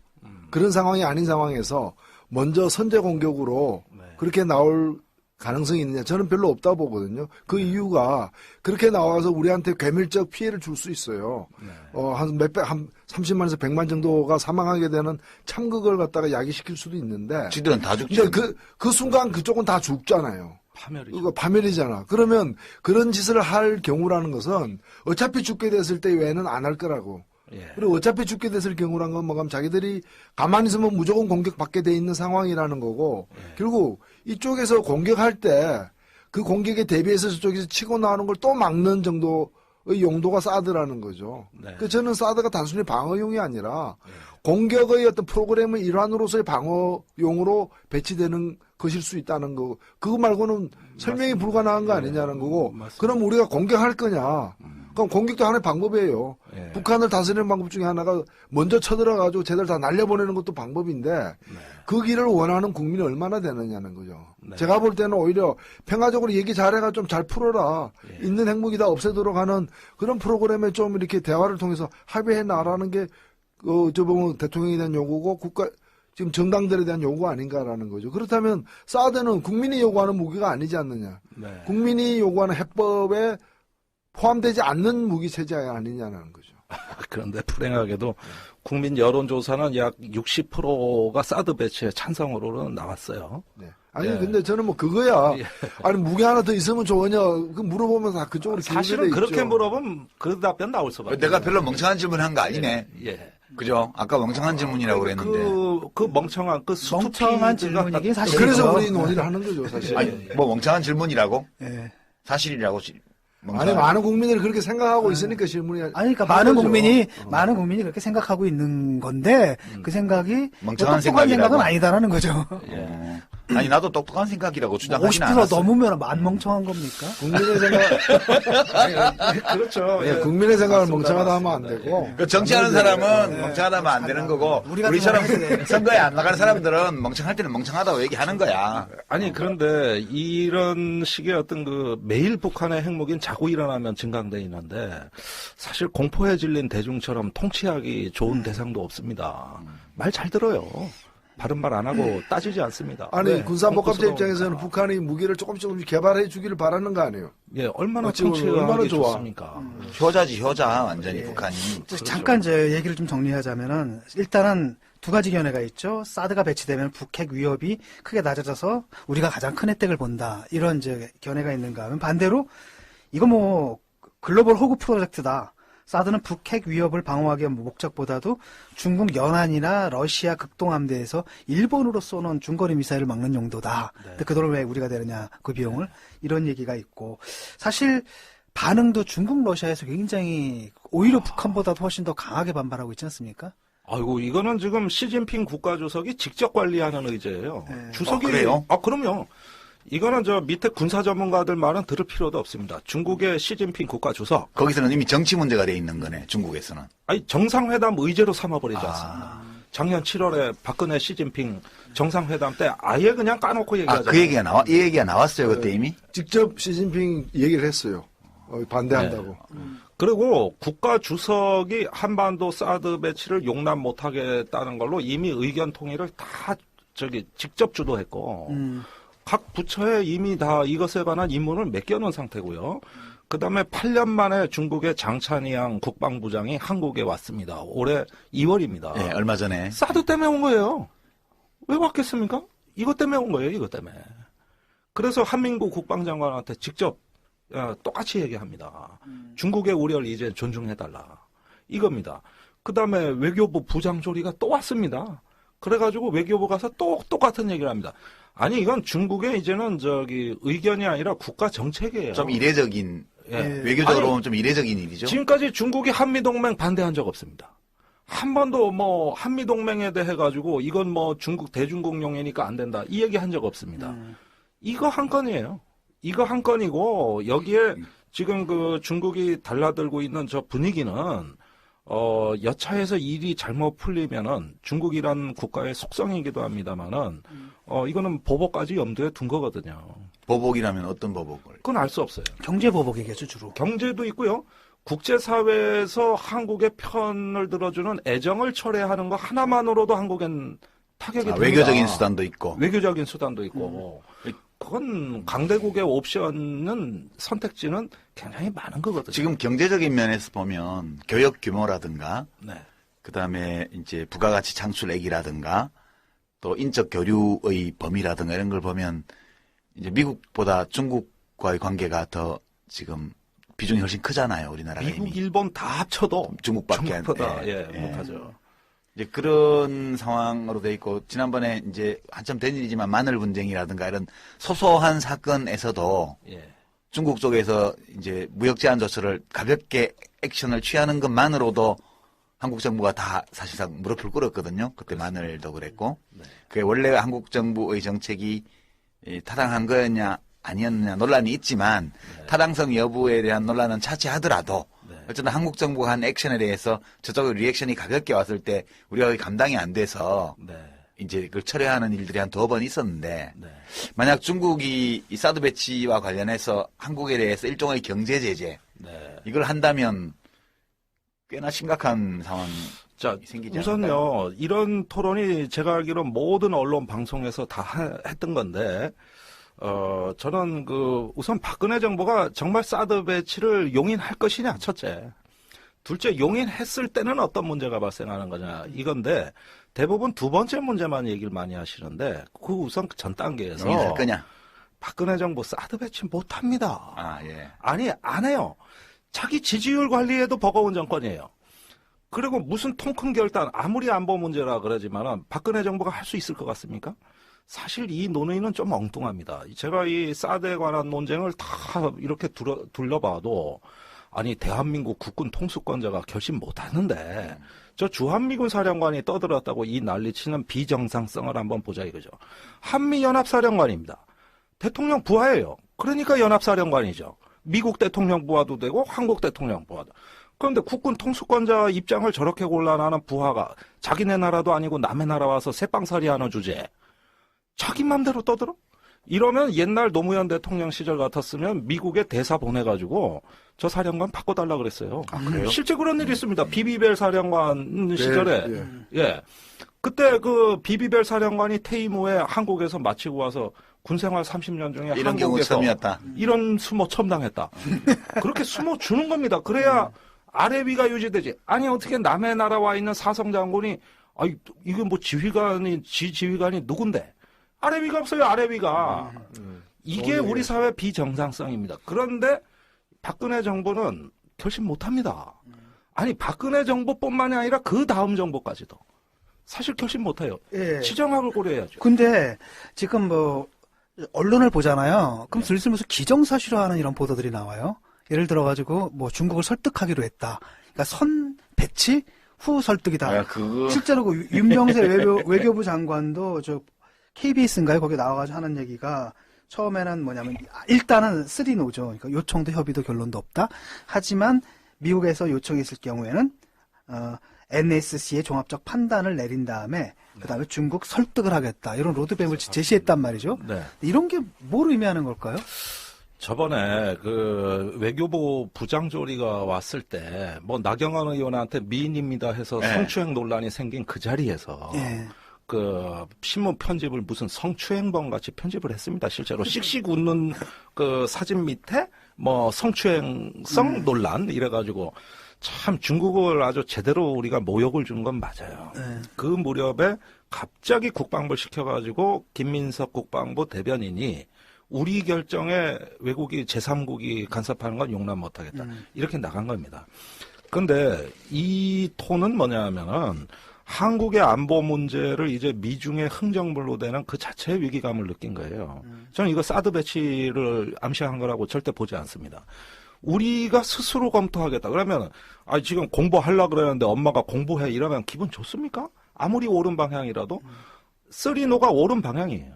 옳은 방향인데 이걸 가지고 감 나와라 배 나와라 사실은 중국에서 얘기하는 것도 우리로서는 옳은 얘기라 하더라도 그렇죠. 사실은 기분 좀 나쁜 일이죠. 예. 그리고 여기까지 쫓아와가지고 중국 입장은 이건데 이러는데 우리가 그 얘기도 사실은 모욕적인 겁니다. 그러니까 조용히 얘기를 할 수 있는 문제잖아요. 그게 그렇죠. 겉으로 안 드러나게 외교 전문을 통해서 할 수도 있는. 더군다나 AIIB 가입 문제도 있는데 사실 그때만큼은 사드 얘기가 조용했어요.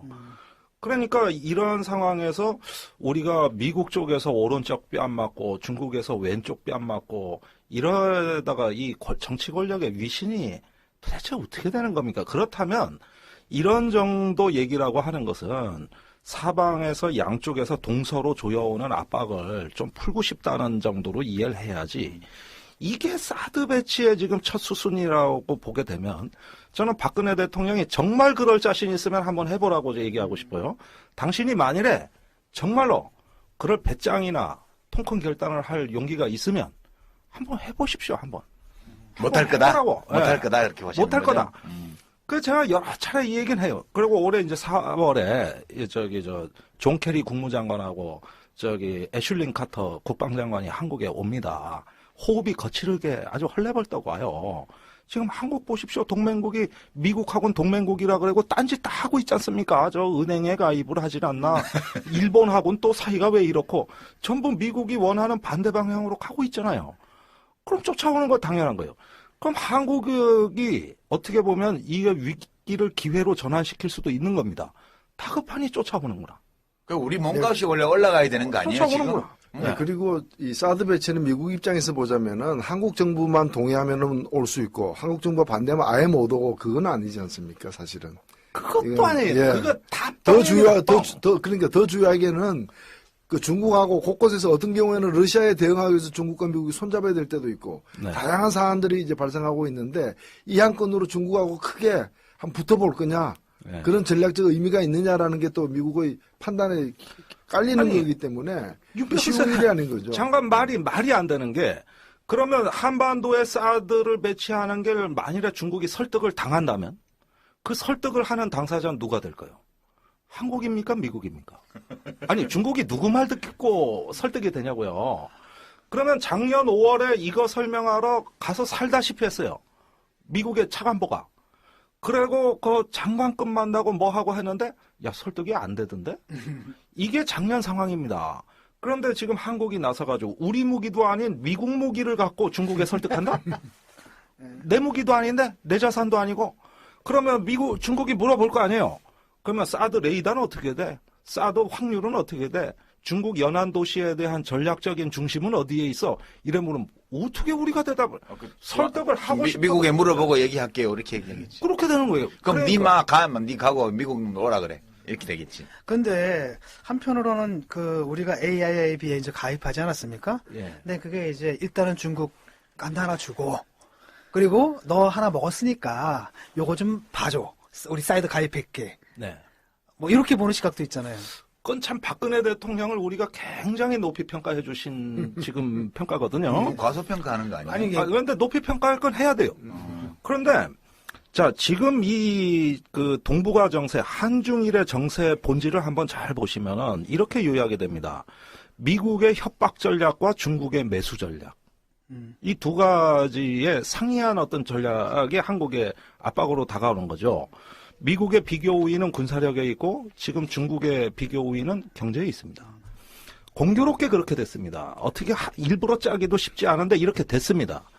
그러면은 미국은 북한 핵이라는 위협이 가중됐다는 걸 매일 언론에 터뜨림으로써 한국에 대한 어떤 압박, 협박 전략을 하고 있는 것이죠.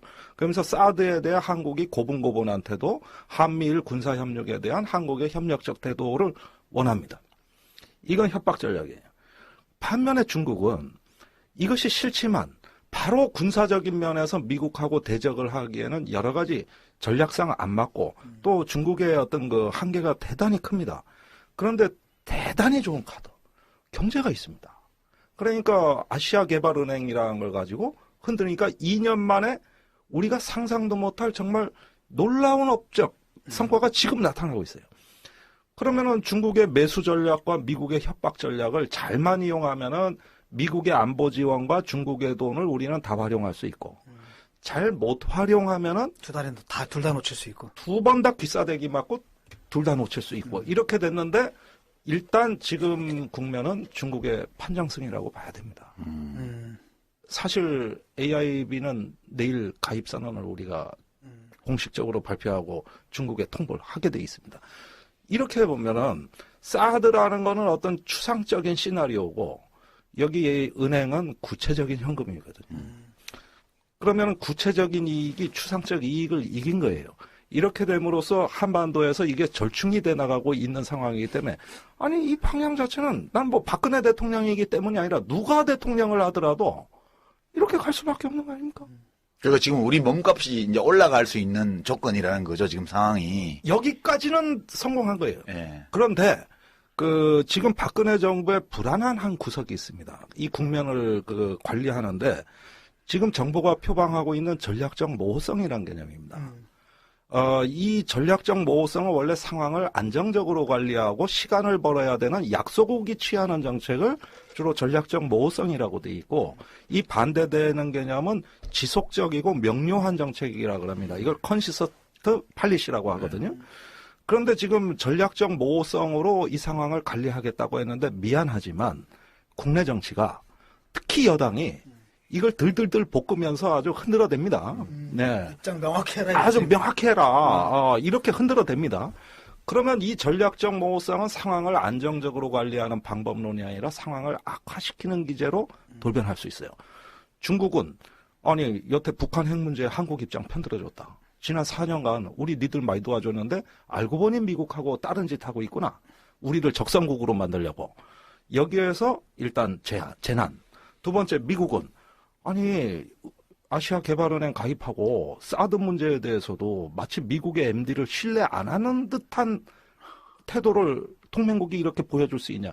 사실은 상처를 입어요. 지금 이런 토론도 미국 대사관이 전 듣고 있다고 보는 게 이 사드에 대한 신뢰성, 효용성 문제를 얘기하는데 미국이 제일 상처받고 있습니다. 쏟아본 돈이 얼마인데 이런 것들 사실 상처를 받고 이게 레이건 대통령 때 스타워즈 했던 그때부터 시작된 거 아니에요? 30년간. 예.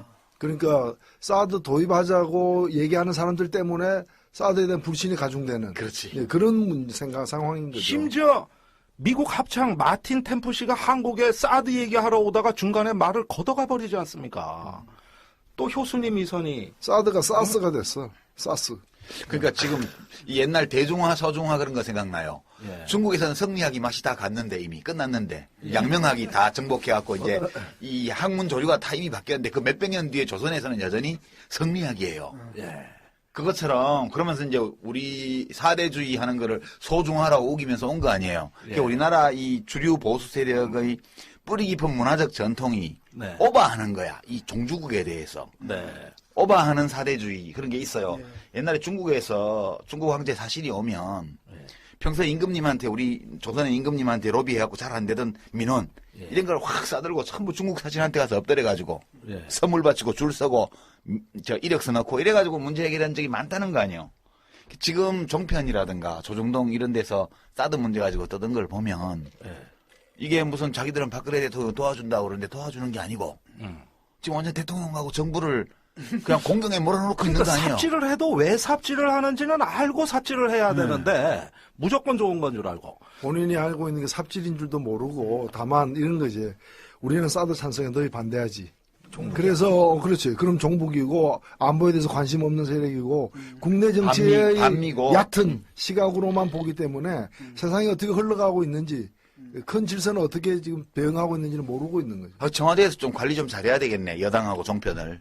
아니, 그래, 관리를 잘해야 되는 게 사실은 3월 25일 날 미 상원 세출하원위원회라고 있어요. 여기에 미국의 그 국방부에서 내부 보고서 하나를 제출했는데 사드가 아직은 성숙 단계가 아니라는 얘기입니다.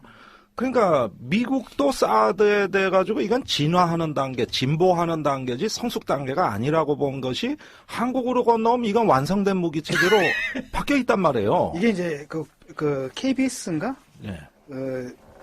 그 보도가 일주일 전에 오늘 났네. 뭐라 그랬냐면 미 국방장관실 소속 마이클 길모 미사일 운용 시험 평가국장이 상원 군사위원회 전략분과위원회에 제출한 서면 진술서에 나오는 얘기인데 네, 네. 100% 물론 요격은 했는데 사드가 극한 온도와 충격, 습기 등을 견디는 자연환경 실험에서도 결함을 보였다. 사드가 적절하게 운영되려면 이런 문제를 꼭 해결해야 한다. 날씨 좋을 때만, 날씨 좋을 때만. 아니, 아까 말씀하신 대로 11번 요격 시험을 했는데 그 중에 4번은 날씨가 나쁘다고 취소했습니다. 그러면은 안개 끼고 구름 끼면 그러면은 북한은 앞으로 비 오는 날만 전쟁하시면 된다. 근데 얘기는 그러니까 사실 예.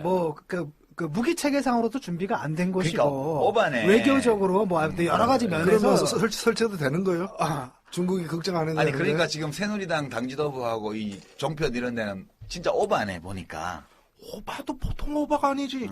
아니 저래다가 그러면 저는 야당이 그냥 배치하세요. 이래도 돼요. 극단적으로는. 예. 저기 그래, 뭡니까 그렇죠. 유승민 의원 대구까지 간다며 대구에다 하나 놓고 또 김무성 의원 뭡니까 부산에다 하나 놓고 서면 부산 남구. 이번엔 해운대 기장갑으로 갔나? 어디죠? 김무성 의원이? 영도. 영도. 영도다, 영도에다 하나 놓으면 영도 딸이 옆에 놓고. 부산 안 됩니다. 그러면은 보십시오. 이게 사드가요. 부지가 엄청 넓어야 됩니다. 가로 세로 2km 잘 정리된 부지를 새로 만들어야 되고 그다음에 고출력 강한 출력의 전자파가 레이더에서 발생하기 때문에 주변 비행 관제부터 핸드폰 통화까지 다 규제 들어갑니다. 컴퓨터까지 다 이게 작동이 안 된다는 거예요. 예, 그다음에 이게 자연 환경에도 영향을 줍니다. 그래가지고 이 도시 규제 다 들어가야 되거든요. 그런데 공항에 갖다 놔야 되는데 부산하고 대구에 공항 주변에 미군 기지가 있습니다. 예. 그런데 지금 유승민 의원이 국방위 활동을 오래 한 이유는 그 공항 교회 이전시키려고 지금까지 국방위 간 거거든요. K2 공항이 자, 있어요. 요거 대구에. 물 건너갑니다. 그분이 입법하신 군용 비행장 교회 이전 특별법 그거 휴지 조각 되는 거예요. 그러니까 얼마나 애국자들이야. 자기 지역구 갖다 놓고 이렇게 했다는데 아니 서해도 서해 갖다 놓고 이러다가 김무성 대표는 이러다가 가덕도 신공항 부지에 인공산 만들어가지고 거기다가 사드 놓자고 얘기하는 거 아니야? 아이고 잘하셨습니다. 지역구로 가져가십시오. 아니 결론 나왔네. 그러니까 결국은 이게 별로 이렇게 실체도 없는 거네. 그러니까 깊게 말하면 주한미군 사령관이 한마디 뚝 던진 거를. 그러니까 태산명동의 쌓일필이야. 그걸 갖다 이제 새누리당의 비박계 의원들이 확 터트린 거고, 그걸 갖다 네. 종편에서 이제 이걸 약간 종북몰이 비슷하게 해가지고 안보 상업주의로 그 사드 반대하면 좀 하면서 정복이야, 이거. 이 셋이서 그냥 이렇게 막 그 뭡니까 그냥 주거니 받거니 하면서 그 눈덩이처럼 키운 건데 실제로는 키운 실체가 없는 얘기네요. 아니면 말고. 야, 우리가 진짜 그래서 유령 논쟁. 진짜 우리가 청와대 편 들어주고 있어, 오늘. 아니 맞아요. 청와대가 이 얘기를 하고 싶은 거 아니야, 지금? 아니 저는 실제로 청와대 사람한테 들은 얘기인데 요즘 야당은 왜 MD에 관한 문제 제기 안 하냐? 마치 저기 콜레가 어떻게 알아? 야당이 그리고 야당입니까? 저기가 저기 외교안보 통일위 가보면은 야, 우리 오늘 백 PD 이거 파일 하나 청와대에 꼭 보내도록 해야 되겠어. 우리 정치 카페가 얼마나 공정하게 국익을 기준으로 이 청와대 청와대 지원 사격이 있어요. 청와대를 지원 사격을 지금 청와대를 지원 사격한 거야. 사실 청와대는 예스든 노든 이런 문제에 대해서 얘기 안 해야 되는 그렇지. 부분이잖아. 네. 그렇지. 하면 할수록 사실 안 좋은 거잖아. 우리가 대신 말해준 우리가 거야. 대신 말해준 거예요. 말해주는 거죠. 이래도 되나, 우리? 괜찮아요. 나 감동 먹었어. 정의당에서 괜찮을래나? 당리당략을 떠나가지고 우리가 당리당략을 그냥 청와대 떠나가지고 청와대 가서 공개 방송 한번. 지금 우리 국가 입장, 국가적인 견지에서 우리가 지금 이걸 했거든? 근데 우리 정부 평당원들인데 지금 당성이 약하다고 혹시 당에서 뭐라 하는 거 아니야? 아니요, 일단 우리 정의당이 또 애국심이 있는 당이어서 괜찮습니다. 오늘 우리 저기 참 나오셔가지고 정리를 싹 잘해 주셨네. 깔끔하게 정리가 아니, 나도 됐네. 괜히 걱정했잖아. 아니 뭔 얘기인가 했네. 마음이 놓인다. 근데 이러니까 영업에 지장 생기시는 거 아닙니까? 이게 오늘 요즘 막 몸값 올라가 좋다고 막 하셨잖아요. 여기저기서 불러가지고. 예, 요런 현실 얘기는 다 빼고 해야 된다 말아야 된다 이것만 방송에 나가 얘기해야 되거든요. 그러니까 그거 그 전문가들끼리 논쟁하시고 우리 현실만 얘기하자 이겁니다. 우리 할 김종대 거냐, 말 편집장님 거냐 최근에 이거예요. 책 내신 거 없어요? 아, 자주 내시잖아. 제일 최근 작년에- 책이 뭐예요? 진짜 안 보라고. 진짜 안 보고 뒤로는 아직 안 나왔어요? 예, 그게 작년 하반기에. 그 지난번에 출연하셨을 때 진짜 안 보가 최근작이었는데. 아니야, 그땐 서해 전쟁이라고요. 서해 전쟁이었다. 예, 국방책 치곤 많이 팔렸어요. 그래요? 네. 제 책도 소개해 주시고 예, 그래요. 맞아요. 여기서. 제일 근자의 책은 진짜 안 보. 진짜 안 보. 그 팟캐스트 제목하고 똑같이 냈구나. 그렇죠. 요새는 팟북이 대세래요. 우리 그 출판평론가께서 유명한 분이 어저께 낸 칼럼에 예. 팟캐스트를 북으로 책으로 만들어내는 게 앞으로 대세로 자리 잡을 거라고 탁 예언을 하셨더라고. 그런 좋은 정보를 주시네요. 예. 실은 그게 노유진의 정치 카페 책 나온 거 보고 말씀하신 건데 아. 옛날에 이제 블로그에서 블룩이라 그랬대요. 블룩. 블로그북. 그런데 이제 그 시대가 지나고 이제 그 팟캐스트 팟북? 팟북이라는 것이 떠오르고 있다. 사실 제가 낸 책도 팟북이거든요. 팟북의 상당히 선구적인 작품이 이제 저 진짜 안 보나 이런 거잖아요. 예, 그렇죠. 예. 예. 한 말씀만 딱 드릴게요. 네. 만약에 정말로 동북아정세가 갈 때까지 가서 북한의 4차 핵실험이 전격적으로 단행되고 북한의 미사일 재진입 시험까지 이제 성공을 하면서 만약에 어떤 정세가 정말 엄혹해진다면 지금 얘기했던 것은 문제가 달라집니다. 그래요. 예, 그때는 달라집니다. 지금 상황에선 우리 정부가 이거 배치를 앞당길 이유가 없다는 거는 이건 분명한데 근데 어느 날 안보 상황이 이제는 우리가 이성적으로 관리하기에 관리 불가능한 영역으로 어느 날 이 한반도 상황이 갔을 때 그때는 이거 저항 못 합니다. 그렇죠. 예, 그 상황까지 안 가도록 하면서 관리해야 됩니다. 이거 아마 지금 청와대도 난 그렇게 바랄 거라고 봐요. 정치가 완전 실패하면 그렇게 할 완전 수도 있죠. 실패하면 예, 그러니까 그 여지는 남겨놓고 우리가 아닌 건 아니라 그래야지 그것까지 그냥 뭐 다 고려하지 않을 언제 수는 어디서나 예, 타당한 예, 분석이란 있을 수 없는 거죠. 예. 맞습니다. 박근혜 대통령이 그 정도 영향은 있을 거다 그렇게 보시는 거잖아요. 예, 그러니까 북한의 의중에만 달려있다고 봐서는 안 되고 네. 그 북한과 대화를 하고 다른 어떤 길로 유도할 수 있는 그 어떤 비전과 능력이 있어야죠. 그걸 안 하고서 예, 쟤들 때문에 이럴 수밖에 없다라고 얘기하는 건 누가 못합니까? 그렇습니다. 그 상황이 간다면 저는 사드를 들여오기 전에 본인이 먼저 물러나요. 그렇잖아요. 그러니까 딴 사람이 그거 할수 청와대 있는 부지에다가 사드 들이나? 기회를 줘야지. 청와대 부지에다가 사드 들여놓으면 되겠네. 예, 오늘 좋은 말씀 감사합니다. 한반도 배치 문제를 집중적으로 다루고요. 이어서 다음 주에는 중국이 주도하는 새로운 경제 질서의 문제를 다뤄보도록 하겠습니다. 오늘 사드 문제 아주 샅샅이 발라서 오늘 우리가 보리굴비를 먹었거든요, 점심으로. 비싼 건데, 그거. 예, 굉장히 비싼 겁니다. 샅샅이 발라 먹었습니다. 보리굴비 발라 먹듯이 샅샅이 발라서 여러분과 나눠주실 분이 이 자리에 나오셨습니다. 작년 7월이죠. 시진핑 주석 방한 때 이 자리에 출연하셔서 한중일 삼국지를 실감나게 분석해주셨던 바로 그분. 월간 디펜스 21 플러스 김정대 편집장님 오늘 다시 모셨습니다. 안녕하세요. 안녕하세요. 어서 오십시오. 예, 네, 반갑습니다. 예. 요즘 어떻게 지내십니까? 바쁘실 거예요, 요새 진짜. 사드 문제 때문에. 때문에 그렇죠? 군사 전문가를 아예 매개 살리려고 작정한 것 같습니다. 지금 뭐 미국에 커넥션 있는 거예요? 아니 글쎄 그 감사장이라도 보내야지. 네. 사실 이런 거 아니면 메뚜기도 한철이지 제가 어디 가서 옷에 세우겠습니까? 뭐 지금 정부 때는 계속 철인 것 같은데. 앞으로 주구장창 시장이 열리면 저도 먹고 살 걱정을 조금 더 하니까 신용등급이 11%보다는 조금 낮아질 것 같아요. 예, 여기저기서 방송 출연이라든지 아니면 뭐 강연이라든지 요청이 많죠?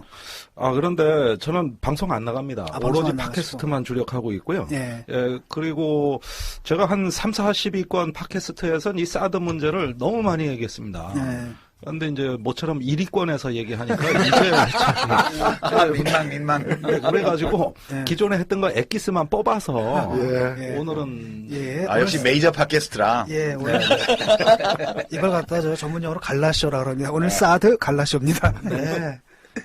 예, 우선 간단하게 사드 체계가 뭔지부터 이야기를 하고 그 진짜 이게 넘어가야 될것 뭔지 같아요. 모르는 사람이 많아. 사드가. THAAD잖아요. 예? 네. 그 뭐의 약자입니까, 그게? 아, 이거 또 영어 해야 됩니까? 네. 그거 참, T는 터미널입니다. 이걸 조선일보가 시더라고 번역했는데, 예. 무식이 고도로 발달하면 그렇게 쓸 시더? 수도 있습니다. 네. 옛날에 초기 명칭은 시더였어요. 네. 이거는 군사용어로 전역이라고 번역이 되는데, 그것이 아닙니다. 예. 여기서 터미널. 우리가 버스 타고 가다가 종점에 나오면 운전기사가 방송에 뭐라고 네. 합니까? 터미널 다 도착했습니다. 네. 이렇게. 그러니까 종말. 이건 종말이라는 종말이죠. 뜻이 됩니다. 마지막 단계. 네. 그 다음에 H는 하이. 음. 그 다음에 A는 그 고도, 엘티튜드. 엘터트, 하이 엘터트. 예. 그 다음에 에어 디펜스. 지역 방어. 예, 이렇게 하니까 방공. 종합하면 예, 종말 고고도 단계 고고도 방공. 요격. 예. 요격. 또는 뭐 방공. 시스템이라는 뜻이 됩니다. 예. 요격의 끝판왕. 예. 그런 뜻이네. 끝판왕인데, 예. 그런데 앞에 고고도란 수식어가 붙었어요. 제일 끝은 패트리엇. 그러니까, 저기, 지상에서 40km 상공까지는, 예, 적어도로 그게 진짜 종말이고, 요거는 이제 탄도미사일이 그 대기권을 지나가지고 미디엄 단계를 지나서 이제 하강이 막 시작되는 단계가 이제 종말 단계에 해당되는데, 그 중에 첫 번째, 고고도. 예, 이렇게 요격을 한다는 뜻이 되니까, 예. 패트리어트하고 사드는 아래 위로 짝을 이룬다고 보시면 됩니다. 사드는 위에서, 패트리트는 아래에서. 아래서. 그 그럼 사드 이제 다음 단계가 이제 패트리어트가 그렇습니다. 담당해야 될 저고도가 되는 거죠. 그렇습니다. 그런데 이것도 변화가 많은 게 옛날에는 아예 미사일 상승 단계 요격이 제일 유력하다 그랬어요. 예. 그건 레이저로. 그러니까 이렇게 떠오르는 걸 레이저로 딱 때린다. 이런데 이거는 뻥입니다. 예, 이제는 개발 안 합니다. 그 다음에 저기 그 중간 단계 요격 체계라 그래 GBI라는 게 있었고 이건 지상 발사 요격 체계 이런 게 있었고 또 SM3라고 스탠다드 미사일이라는 게 또 있습니다. 약간 복잡해지는데 그거는 이제 그 저 종말 단계 이전에 미디엄으로 막 올라가는 단계에서 인터셉트한다, 요격한다 이런 것들이 또 있었고. 근데 해보니까 별반 시원찮아요. 그러더니 요즘은 우르르 또 종말 단계로 다 몰려오셨습니다. 예. 그래서 여기서 한번 이제 끝장을 보자는 건데 이렇게 MD라는 것도 하나를 의미하는 게 아니라 이리 몰려갔다가 저리 몰려갔다가 그러다 요즘은 이제 대세가 종말 단계. 근데 실전에서 검증된 바가 있습니까? 실전은 아직 뭐 이게 저 대륙간 26년째 탄도미사일이 발사돼야 실전에. 실전이 일어나야 아는 겁니다. 예, 그거는 뭐 검증된 적도 없고요. 실험을 해볼 수는 있잖아요. 실험은 했죠. 예. 그래서 지금 11번 요격 시험을 해서 11번 성공했다고 이제 그 제작사인 로키드 마틴에서 홍보를 하고 있어요. 그런데 그 명중률, 요격률 이거 저 함정이 있습니다. 논리에. 이렇게 덩치가 큰 미사일, 중거리 미사일은 우리가 지금 북한에 노동 미사일이 있습니다. 그런데 이걸 지금 한반도로 쏜다 그래 이 난리가 난 거 아닙니까? 그러면 사드가 필요하다는 거 아닙니까?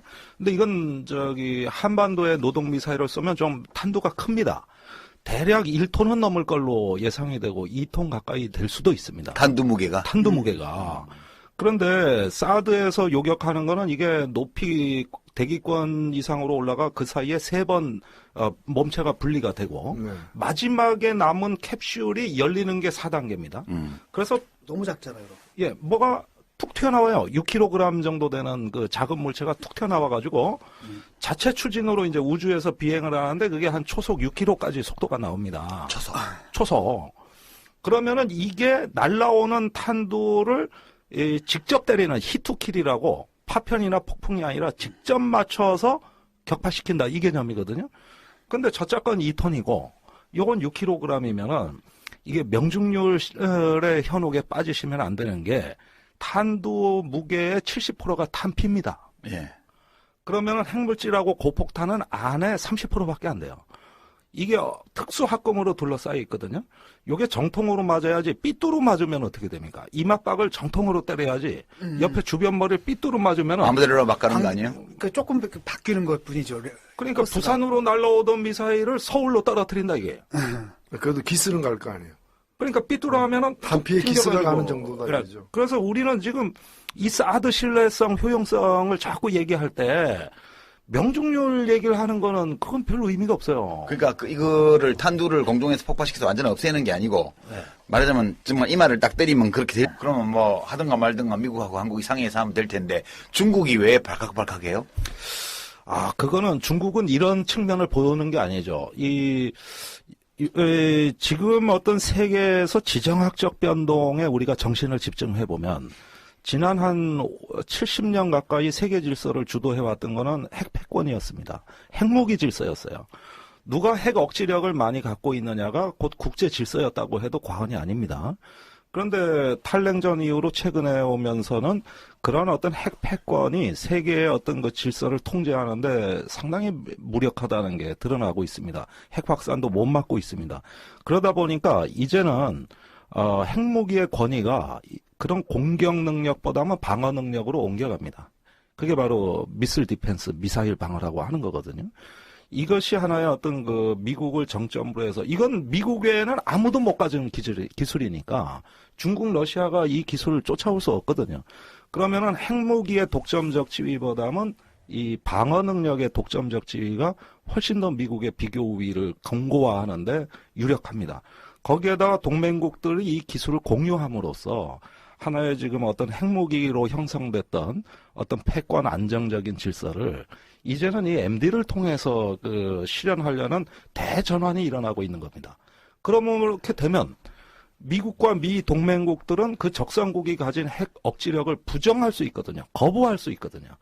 그러면 전 세계 핵 질서라는 건 이제 존재하지 않는 거고. 그러니까 이제 우리는 MD가 있기 때문에 그 이름이 뭐 스타워즈든 뭐 사드든 페이트리엇이든 간에 우리는 적이 우리에게 쏘는 핵미사일을 방어할 수 있는 요격 시스템이 있다, 확실하게. 있다. 그럼 저쪽은 없다. 그러면 핵무기 갖고 있는 건 피차 마찬가지지만 네. 우리는 니들을 칠 수 있고 니들은 우리를 못 쳐. 그렇습니다. 지금 미국이 원하는 건 그거 아니겠어요? 그 전략적 우위가 세계 정치 군사 질서를 구성하는 하나의 기본축이라고 미국은 보고 있는 겁니다. 이것이 바로 질서의 핵심이고. 그래서 중국이 예. 그러는 거예요? 그러면 중국은 물론 핵무기는 얼마 안 됩니다. 불과 한 200여 기.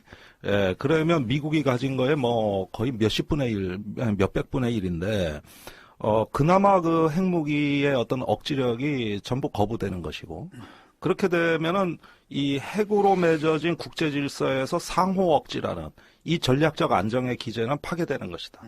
전략적 안정이란 건 뭐냐? 상호 억지가 됨으로써 전쟁을 예방하고 분쟁이 안 일어나는 건데 이 관계가 이제는 거부되고 우열 관계로 바뀌는 거죠. 그러니까 중국이 뭐 혹시 대륙간 탄도미사일하고 핵무기로 미국을 공격하고 싶은데 한국에 있으면 안 된다 이런 뜻이 아니고 네. 기본적으로 이 핵 보유를 둘러싸고 있는 국제 군사 질서, 그 정치 자체를- 질서, 역학 관계 자체가 네. 변화할 거기 때문에 그렇습니다. 그게 싫어서 지금 한국에 뭐 누가 오고 막 이러는 게 그것 때문이에요. 그렇습니다. 그래서 만약에 미국과 동맹국들이 그런 방어망을 구축하게 되면 미국 자신도 물론이지만 그 동맹국까지 중국에 더욱 공세적인 압박을 가하게 될 것이다.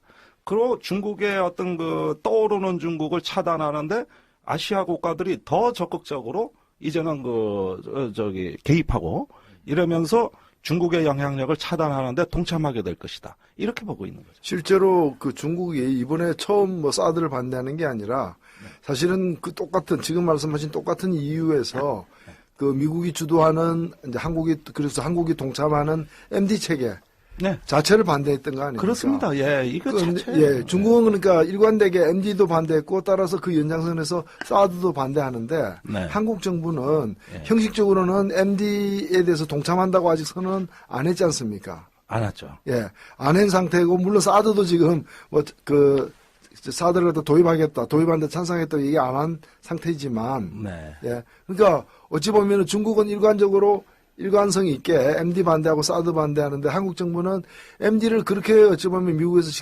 간접적 요구가 여러 차례 있었음에도 불구하고 중국이라는 여러 가지를 이제 생각을 해서 찬성을 안 했는데 이제 사드를 가지고 또 다시 왜 들고 나오는 겁니까? 사드가 그 배치가 되면 주한미군의 미사일 방어 시스템과 한국형 미사일 방어 시스템이 통합됩니다. 이거는 하나의 지휘 통제 아래서 구성이 됨으로써 이제는 MD망에 우리가 들어간다는 사실상 의미. 들어가게 되는 거죠. 예, 이 의미가 있고요. 그러는 과정에서 이제 미국의 정보 자산이라고 할 수 있는 인공위성, 그다음에 조기 경보 레이더, 그다음에 X밴드 레이더라고 하는 어떤 신형 레이더, 그다음에 이지스함에 구축된 스파이 레이더가 있습니다. 이 네 가지 정보를 여기 주한미군의 미사일 지휘통제센터에서 다 통합을 하게 되는 것이고, 이 통합된 정보는 미국의 연안에 있는 모든 군사력을 전부 감시망 안에 포괄하게 됩니다. 그렇게 되면은 우리 집 앞에 CCTV 설치하겠다는 얘기거든요. 그 대문에 우리 안방 들여다보겠다는 거거든요.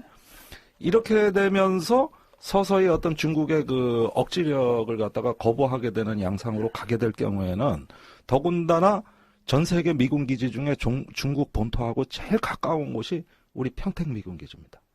여기가 미사일 통제센터가 될 가능성이 매우 높습니다. 근데 지금 김무성 대표는 뭐 북한을 핵 보유국으로 봐야 된다 이러면서 여기 맞장구를 쳐주고 있고, 네. 또 유승민 의원은 뭐 자기 지역구에 가져갈지 어쩔지 모르겠지만 그 양반이 대구 동구인가 예. 지역구가 예. 걷다가 그 시지 쪽에 되게 넓은 땅 아직 남아있는데 걷다가 할래나 뭐 그건 모르겠지만 네. 여하튼 지금 사드 뭐 한국이 아주 사다가 그냥 설치해야 된다 이런 뉘앙스의 말을 하고 있잖아요. 네. 근데 그런 분들 입장에서 보면 우리 그냥 미국 그 MD 체제 안으로 한국이 쏙 들어가면 좋잖아. 예. 그렇게 생각하는 거 아니에요? 그렇게 생각하고 하신 말씀이에요. 근데 예. 실제로 그런가요? 아니, 지금까지 그 새누리당 분위기는 작년부터 미국의 MD망에 빨리 들어가자는 얘기였어요. 그걸 뭐 공식적으로 표현만 안 썼다 뿐이지. 그러니까 제가 멍청한 질문을 하는 건데, 조작을 멍청한 예. 질문을 하는 건데, 그러면 좋지 않아요? 아니, 이게 멍청한 질문이라고 전제를 하고. 아니, 좋은 거 아니에요? 아니, 미국 아니, 오케이. 속으로 들어가는 거. 제가 이렇게 질문을 해볼게요. 아까 아니, 내 질문이 맞다니까. 그 질문하고 연결돼 있어요. 45도 각도를 그러니까 상정한 거 아닙니까? 그렇습니다. 근데 지금 문제는 뭐냐면 70도 각도로 쏘는 상황을 지금 억지로 해가지고 이게 우리나라 거란 말이죠. 예. 우리나라에 해당되는 상황이다 이렇게 얘기를 하고 있는데, 그러니까 정상적인 그 발사 각도인 45도를 가정했을 때 도대체 이 방언비 스타일이 어디로 떨어지는 미사일을 요격하기 위한 거냐라는 거예요. 어느 땅에. 우리나라는 아니잖아요, 그럼. 아닙니다. 그럼 아니니까. 지금 저기. 70도로 했을 때는 했을 우리나라가 때 됐지만 45도다라고 했을 때는 우리나라가 아니라 뭐 일본 같은 데인가요? 그렇죠. 저 뒤에서 쏘면 우리나라일 수 있어요. 오키나와 미군 기지일 수도 있고, 뭐, 그렇죠. 1300km 올라갑니다. 예. 그래서 원래 그 일본 정도를 타격하기 위해서 개발된 미사일이 맞습니다. 예. 노동 미사일이. 사실 이 귀한 자원을 남한에 쏜다는 건 상식 밖이죠. 예. 아니, 북한은 상식 받기 집단이니까, 그럴 수 있지. 그런데. 라고 그분들은 생각하신다니까. 예, 그 상식도 자기가 죽는 길을 일부러 택할 리는 없잖아요. 지금 북한이 자기네 그 정치 체제를 보호하기 위해서는 한 괌까지 날아가는 3,000km 미사일 무수단리도 가져야 되겠고, 그 다음에 KN-5A라고 합니다. 12,000km를 날아가는 미국의 뉴욕 정도는 타격할 수 있는 미사일도 가져야 돼요. 그게 ICBM이죠. ICBM. 네, 대륙간 탄도미사일. 열병식에 이미 실물이 나왔어요. 예. 2013년에. 그 다음에 남한을 쏘는 문제는 요건데, 이건 자산이 너무 많아요. 스커드 미사일 800발이 있습니다. 이거는 순수하게 남한용입니다. 서울까지야 장사정포 그거보다 짧은 걸로도 되잖아요. 예, 500km. 그다음에 장사정포는요. 1시간에 2만 발의 포탄을 서울에 떨어뜨릴 수가 있는데 지금 사정거리가 많이 보면 70km, 적게 보면 60km까지 저기 경기도 수원까지 갑니다. 그 다음에 최근 또 개발한 게 300mm 장사정포가 2013년에 또 나왔습니다. 180km 나갑니다. 그러니까 그 브레이드 할 때 등장한 그거죠. 예, 계룡대 평택. 예, 그 뭐 종이로 만든 모조포면이 아니냐 논란 많았던 그겁니다. 그런데 실물입니다. 그러니까 이런 정도가 이게 전부 남한용 자산입니다.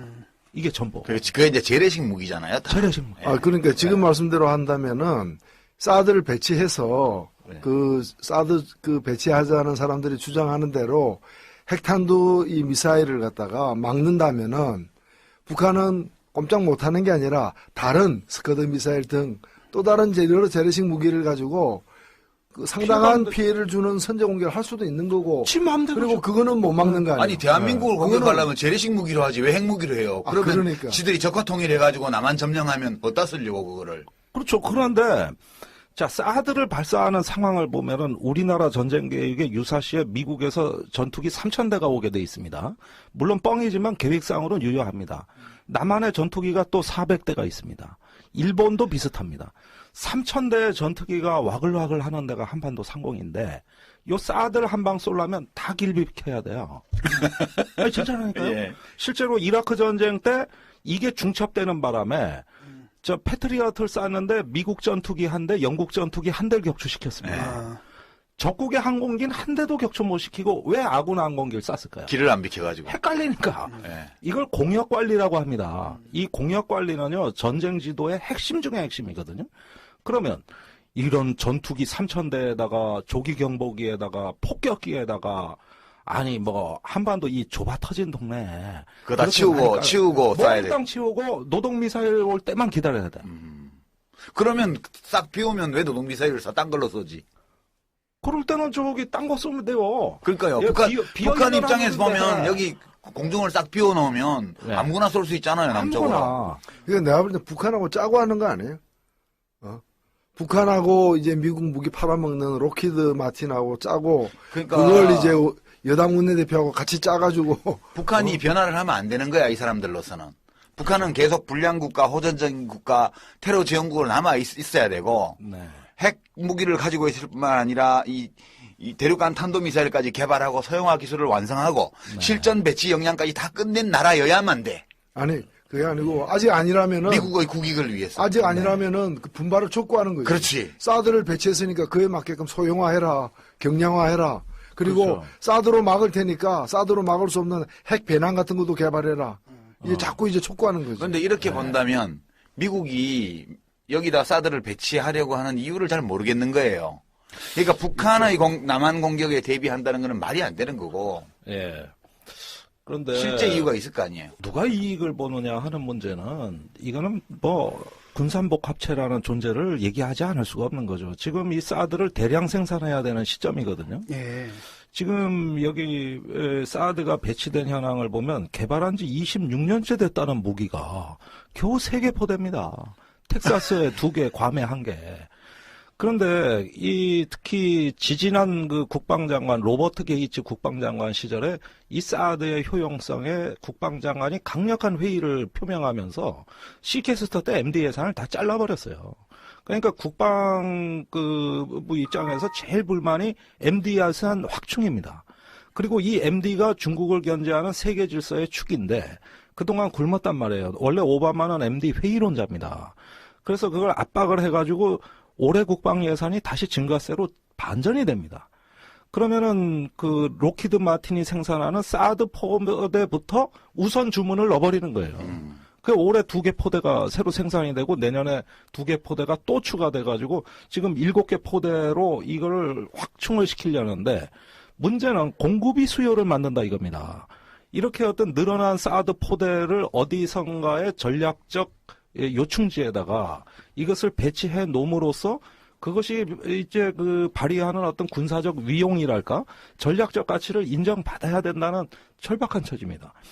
이게 한두 푼 드는 무기도 아니고 이 많은 예산을 투입하는데 그다음에 올해 발간된 미국 합참 될 수도 있지만 네. 뭐 관자놀이개를 스치고 간다든가 뭐 이렇게 되면 이게 방향이 변해가지고 조금 변해서 네. 어디 가서 그 근처에 떨어질 거 아니에요. 그러니까 이런 핵심적인 질문에 저희는 아직 답을 못 얻은 거고요. 좀 국방부도 마찬가지예요. 그거는 실험을 했는데 그게 그렇고 두 번째는 얼음, 모래, 습도 그다음에 각종 어떤 그 기상 상황에 따라 가지고 기상이 나쁘면 전혀 실험 못 했습니다. 좋은 날만 택해서 했거든요. 예. 이런 부분들에 대해서 우리가 상세 데이터를 얻을 수가 없는 거죠. 그러니까 사드에 대해서 대한민국에 아는 사람이 있을까요? 이게 제가 김진명 선생이 사드라는 서술을 냈잖아요. 예. 한참 전인데 그거. 작년입니다. 예. 그 정도 소설을 낼 거면 김진명 선생은 좀 아신다는 얘기 아니에요? 그러니까 소설 아닙니까? 예. 이 뭐 인간의 상상력이야 무한하니까. 아니 저도 그만 침 쓸 수 있어요. 예. 제가 쓰면 안 팔려서 그렇지. 근데 그 북한에서 이 스커드 미사일이라거나 각종 미사일을 갖다가 이제 자꾸 이렇게 발전을 고도화되면서 예. 이 방어 체계로서 한국형 미사일 체계를 제가 작년인가에 이렇게 그 보도된 걸 보면은 네. 2023년까지 이제 그 새로운 체계를 갖추는데 그 목표가 미국 그 조기 그 경보기로부터 예. 정보를 받아가지고, 그러니까 미사일 쏠 조짐이 있으면 그 정보를 받아가지고 요격 부대를 정해가지고 요격 명령 하달해가지고 요격하는데 목표가 30분이더라고요. 예. 발견하고 30분 내에 쏘겠다라는 거예요. 예. 근데 사실 그 지금 사드가 배치되더라도 예. 30분이면 이미 저쪽 폭탄이 우리나라에 도착했을 때 아닙니까? 2분이면 됩니다. 그러니까요. 예, 발사 후 2분에서 2분 30초면은 단거리 미사일이나 포탄은 이미 다 떨어집니다. 그러니까 우리 북한이 우리나라를 공격하는 거에 대해서는 아무 의미가 없는 거잖아요, 이게. 그런데 작년 3월에 이상한 일이 생겼어요. 이건 누구도 상상 못했고, 이건 그 한미 간의 국방당국의 확장억제위원회라고 있는데 거기서도 전혀 검토 안 했던 이상한 일. 그러니까 북한이 노동미사일은 원래 일본을 때리기 위해서 개발한 미사일입니다. 그래서 우리 기준으로는 중거리 미사일이에요. 이건 한반도로 안 온다고 그랬거든요. 근데 3월에 동해 쪽으로 노동미사일 전체로 북한이 발사 안 하는데 이례적으로 그걸 발사했는데 보통 한 45도 정도 각도로 쏩니다. 이걸 70도까지 고각을 높여서 이렇게 쐈다는 겁니다. 그럼 들어가서 떨어진다는 얘기죠. 예, 650km를 나가서 떨어졌어요. 이걸 주한미군 사령관이 갑자기 지목을 하면서 북한의 그 핵탄두가 소형화가 안 되면 큰 미사일에 실어야 된다. 그럼 큰 미사일에 실어서 고각을 높여 한반도에 떨어뜨리기 위한 거다. 이러니까 우리나라 안보주의자들이 다 기절을 해버린 겁니다. 이 말에. 그러니까 낮게 날아오는 스커드는 사드하고 전혀 관계없습니다. 이거는 높이 올라가서 때려야 되는 건데 그건 중거리 미사일밖에 없거든요. 그게 한반도에 떨어진다니까 아니 뭐 난리가 났죠, 난리가. 그러면서 주한미군 사령관이 계속 사드 얘기를 해야 되는 거예요. 계속. 그러니까 지금 뭐 평양 근처에서 서울 근처로 쏘는데 네. 거기는 한 200km밖에 안 되잖아요. 그런데도 고도를 한 80도로 올려갖고 쏘면 네. 위로 슉 올라갔다가 제자리 떨어지듯이 슉 내려와 서울에 떨어진다는 거 아니에요. 그거를 여격하기 위해서 뭐가 있어야 된다 그런 얘기예요. 그 얘기가 된 겁니다. 그러니까 그렇게만 안 쏘면 이 사드 얘기는 아예 논리적 정당성이 다 사라져요. 그러니까 우리나라하고는 관계가 없는 거죠. 그러면 거꾸로 보면은 북한 입장에서 공격을 하는 북한 입장에서는 그걸 왜 그렇게 쏘나요? 날 좀 쏘아달라라고 시간을 주는 거잖아. 상대방에게. 그렇죠. 지들 마음대로. 그러면 예. 빨리 이렇게 도착할 수 있도록 고도를 각도를 낮춰서 쏘지 않고 물론 다른 어떤 아니 단거리 미사일로 그냥 쏘면 되는데. 쏘면 되는 단거 미사일은 큰 거를 네. 못 쏜다는 얘기 그렇죠. 아니에요? 그러니까 맞습니다. 그겁니다. 그러니까 이 안보주의자들이 논리적인 모순이 빠지는 게 이겁니다. 북한 핵탄두 소형안 성공했다 그래요, 지금. 이것도 기절할 얘기입니다, 사실. 그러니까 지금 대륙간 탄도미사일에 실어서 미국까지 보낼 수 있다. 며칠 전에 그렇게 얘기한 것 같은데. 아니, 또 새로운 게 나왔어요. 오늘 아침 신문 보도에 이미 실전 배치하고 있다. 아, 예. 매일 다릅니다, 얘기가. 예. 우리가 모르던 초강대국이 한반도 북단에 지금 탄생했습니다, 여러분. 이게 뭐 매일 다른데, 그런데 그 핵탄두 소형화가 실패했을 때, 탄두가 커지니까 그때 노동미사일에 쏘아보낸다. 이 얘기를 하신 겁니다. 그렇다면은 핵탄두 소형화가 다 됐다는 얘기하고 이 얘기는 사실은 모순됩니다. 예. 예, 그러니까 이게 막 뒤섞여서 한 사람이 이걸 뭐 동시에 막 얘기해버리니까 요즘 토론이 안 되는 게 이런 부분에 대한 어떤 그 논리적인 정밀성을 기할 수가 없는 거예요. 예. 단지 주한미군 사령관이 얘기한 겁니다. 이렇게. 예. 질문이 있는데요. 네. 좀 듣다 보니까 이게 마지막 단계에서 한다 그러지 않습니까? 그런데 이게 그러면은 그 미국에서 쏜 미사일이 북한에 떨어질 때 여기서 이렇게 요격을 한다면 이해가 가는데 네. 북한에서 쏜 게 만약에 북한에서 대륙간 탄도미사일 쏜다라고 한다면 그 대륙권 진압했다가 마지막에 떨어지는 건 저쪽 태평양 어디일 거 아닙니까? 근데 그걸 왜 한국에다가 설치하는 겁니까? 그러니까 그게 아니라는 거죠.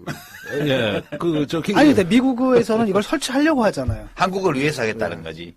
예, 설치하려고 합니다. 그러니까 남한에 떨어지는 걸 요격하겠다는 거예요. 그 얘기입니다. 예. 미국에서 계속 얘기하는 거는 남한에 네. 남한 근데 아닌 미국에서는 예를 들어 그걸 설치하려고 한다면은 그게 뭐 나름대로 이유가 있어야 될 거 아니에요. 왜 그렇게 설치하려고 하는지.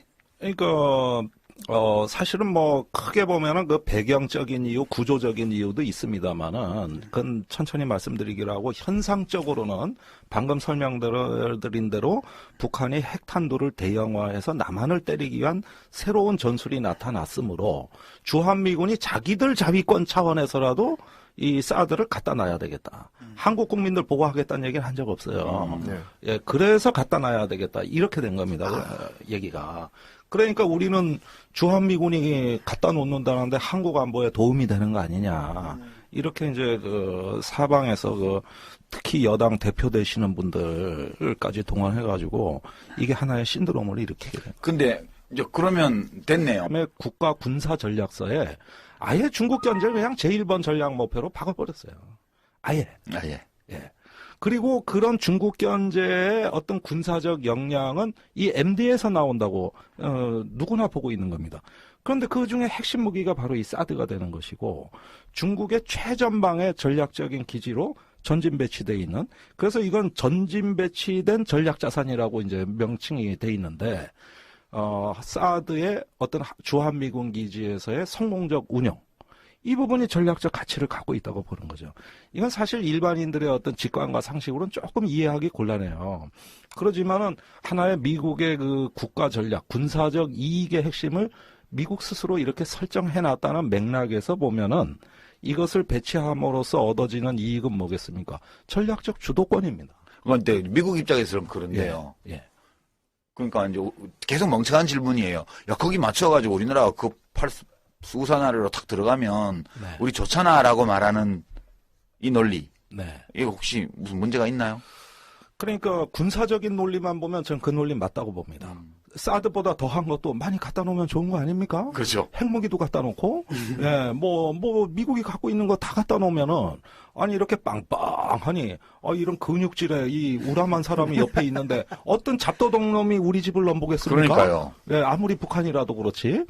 이렇게만 보면 군사적인 합리성으로 보면 무기란 건 많을수록 좋은 겁니다. 그리고 사드가 아까 조금 성능의 신뢰성이 안 간다는 얘기도 했지만은, 효용성이 없는 무기 체계라는 건 존재하지 않습니다. 그러니까 없는 것보다 나을 거 아니에요. 전쟁 때는 막대기 하나도 쓸모가 있는 거예요. 왜 사드가 쓸모 없겠습니까? 언제 어떻게 쓸지 모르는 거죠. 그렇게 보면은 많으면 많을수록 좋고 미국의 핵우산, MD 우산 다 들어가서 하면은 군사적으로 강해지는데 이게 왜 나쁘냐? 예. 예, 제 말이 이렇게 그 말이에요. 예. 여기까지는 군사 영역입니다. 예. 예. 근데 무기 체계라는 것이 우리가 그 핵무기로부터 이렇게 무기 체계가 발전한 역사를 보십시오. 그것이 하나의 군사적 역할에 끝나는 것이 아니라 지정학이 있습니다. 그러니까 그 무기가 어떤 지정학의 변동을 초래하는 수준까지 정치화됐을 때, 이랬을 때는 우리가 강해진다는 우리의 주관적인 영향만 있는 것이 아니라 상대방의 입장에서 이거에 대한 또 다른 대비책을 세우고 다른 전략적 압박을 가했을 때는 하나의 어떤 안보 상황 자체가 더 나빠지는 이걸 국제정치학에서 안보 딜레마라고 하는 거. 예, 군비 경쟁이 계속 일어나는 계속 거죠. 일어나는 거죠. 그래 되면은 북한은 사드를 돌파하기 위해서 더 많은 또 핵을 미사일, 또 만들어야 되고. 더 다양한 핵을 갖게 될 것이고 또 중국이 여기에 개입하게 들어올 것이고 그러면 그 안보 부담을 또 관리해야 되는. 그러니까 이제 이런 쉽게 것들이 말하면 이런 거죠. 뒷골목에서 애들이 싸움할 때도 처음에 재크나이프 들고 나올 때는 상대방도 나이프 하나 정도 연필 깎이깔 이런 건데 내가 야구방망이 갖고 나오면 저쪽에 쇠파이프 들고 나오겠죠. 예? 아니 명동에서 저기 다 주먹 갖고 깡패들이 싸우는데 어느 날 칼 들고 한 놈이 나오면 그 판요 하루 아침에 개판됩니다. 다들 칼 들고 나오게 되는 거예요. 예. 그래 거기까지는 좀 참으려고 그러는데 어떤 놈이 이제 총을 들고 나와 보십시오. 이게 질서가 어떻게 됩니까? 전략적 안정이 무너지는 거 이게. 그러니까 명동이 옛날에는 주먹만 왔다 갔다 하는 동네였는데 음. 이제는 막 총이 난사되는 동네로 바뀐다는 얘기 아니에요. 그러면은 그건 깡패들한테도 이롭지가 않습니다. 그러니까 그런데 지금 사드 배치가 예. 그 미국의 공식 입장입니까? 아닙니다. 그러니까 지금 이 소동이 벌어진 이면에는 한미 간의 합의된 정부 입장과 다르게 주한미군 사령관 한 명이 떠들어대는 이것의 이 국면이 다 벌어졌다고 해도 과언 아닙니다. 예, 그러니까 제가 진짜 드리고 싶은 말씀이 예. 이게 미국 국방부 장관도 전 국방부 장관은 반대했다 그러는데 예. 예를 들면 MD 체계 같은 걸 네. 그 국무부가 줄곧 보면은 이제 미사일 방어 체계에 대해서 굉장히 그 소극적인 입장을 택했고 심지어는 이명박 대통령 회고록 보면은 네. 그 미사일 규칙을 갖다가 이제 변경해서 한국이 보유하고 있는 미사일 사정거리를 갖다가 이렇게 800km, 1000km로 늘리는 것도 미국 국무부가 계속 반대해가지고 힘들게 자기가 따냈다. 예. 이렇게 자랑하고 있는 대목이 있던데. 지금도 마찬가지. 예, 예. 그런 입장에서 보면 예를 들면 외교까지 고려하는 국무부와 예. 그냥 이제 국방력 자체만 고려하는 미국 국방부가 입장이 같을 수 없는 거고 네. 다를 수도 있는 거고 예. 그다음에 무엇보다도 과거에도 보면은 주한미사령관 입장에서야 사드를 전 세계에 이제 3개 내지 4포대를 신규로 배치한다 할 때 그중에 하나를 갖고 오고 싶어 하겠죠. 그렇죠. 자기 예. 부대 그리고 또 로피드 같은 데서도 그런 식으로 또 로비를 갖다가 예. 또 했을 수도 있고 근데 그럴 때 결국 미국 입장도 정해지기 전에 네.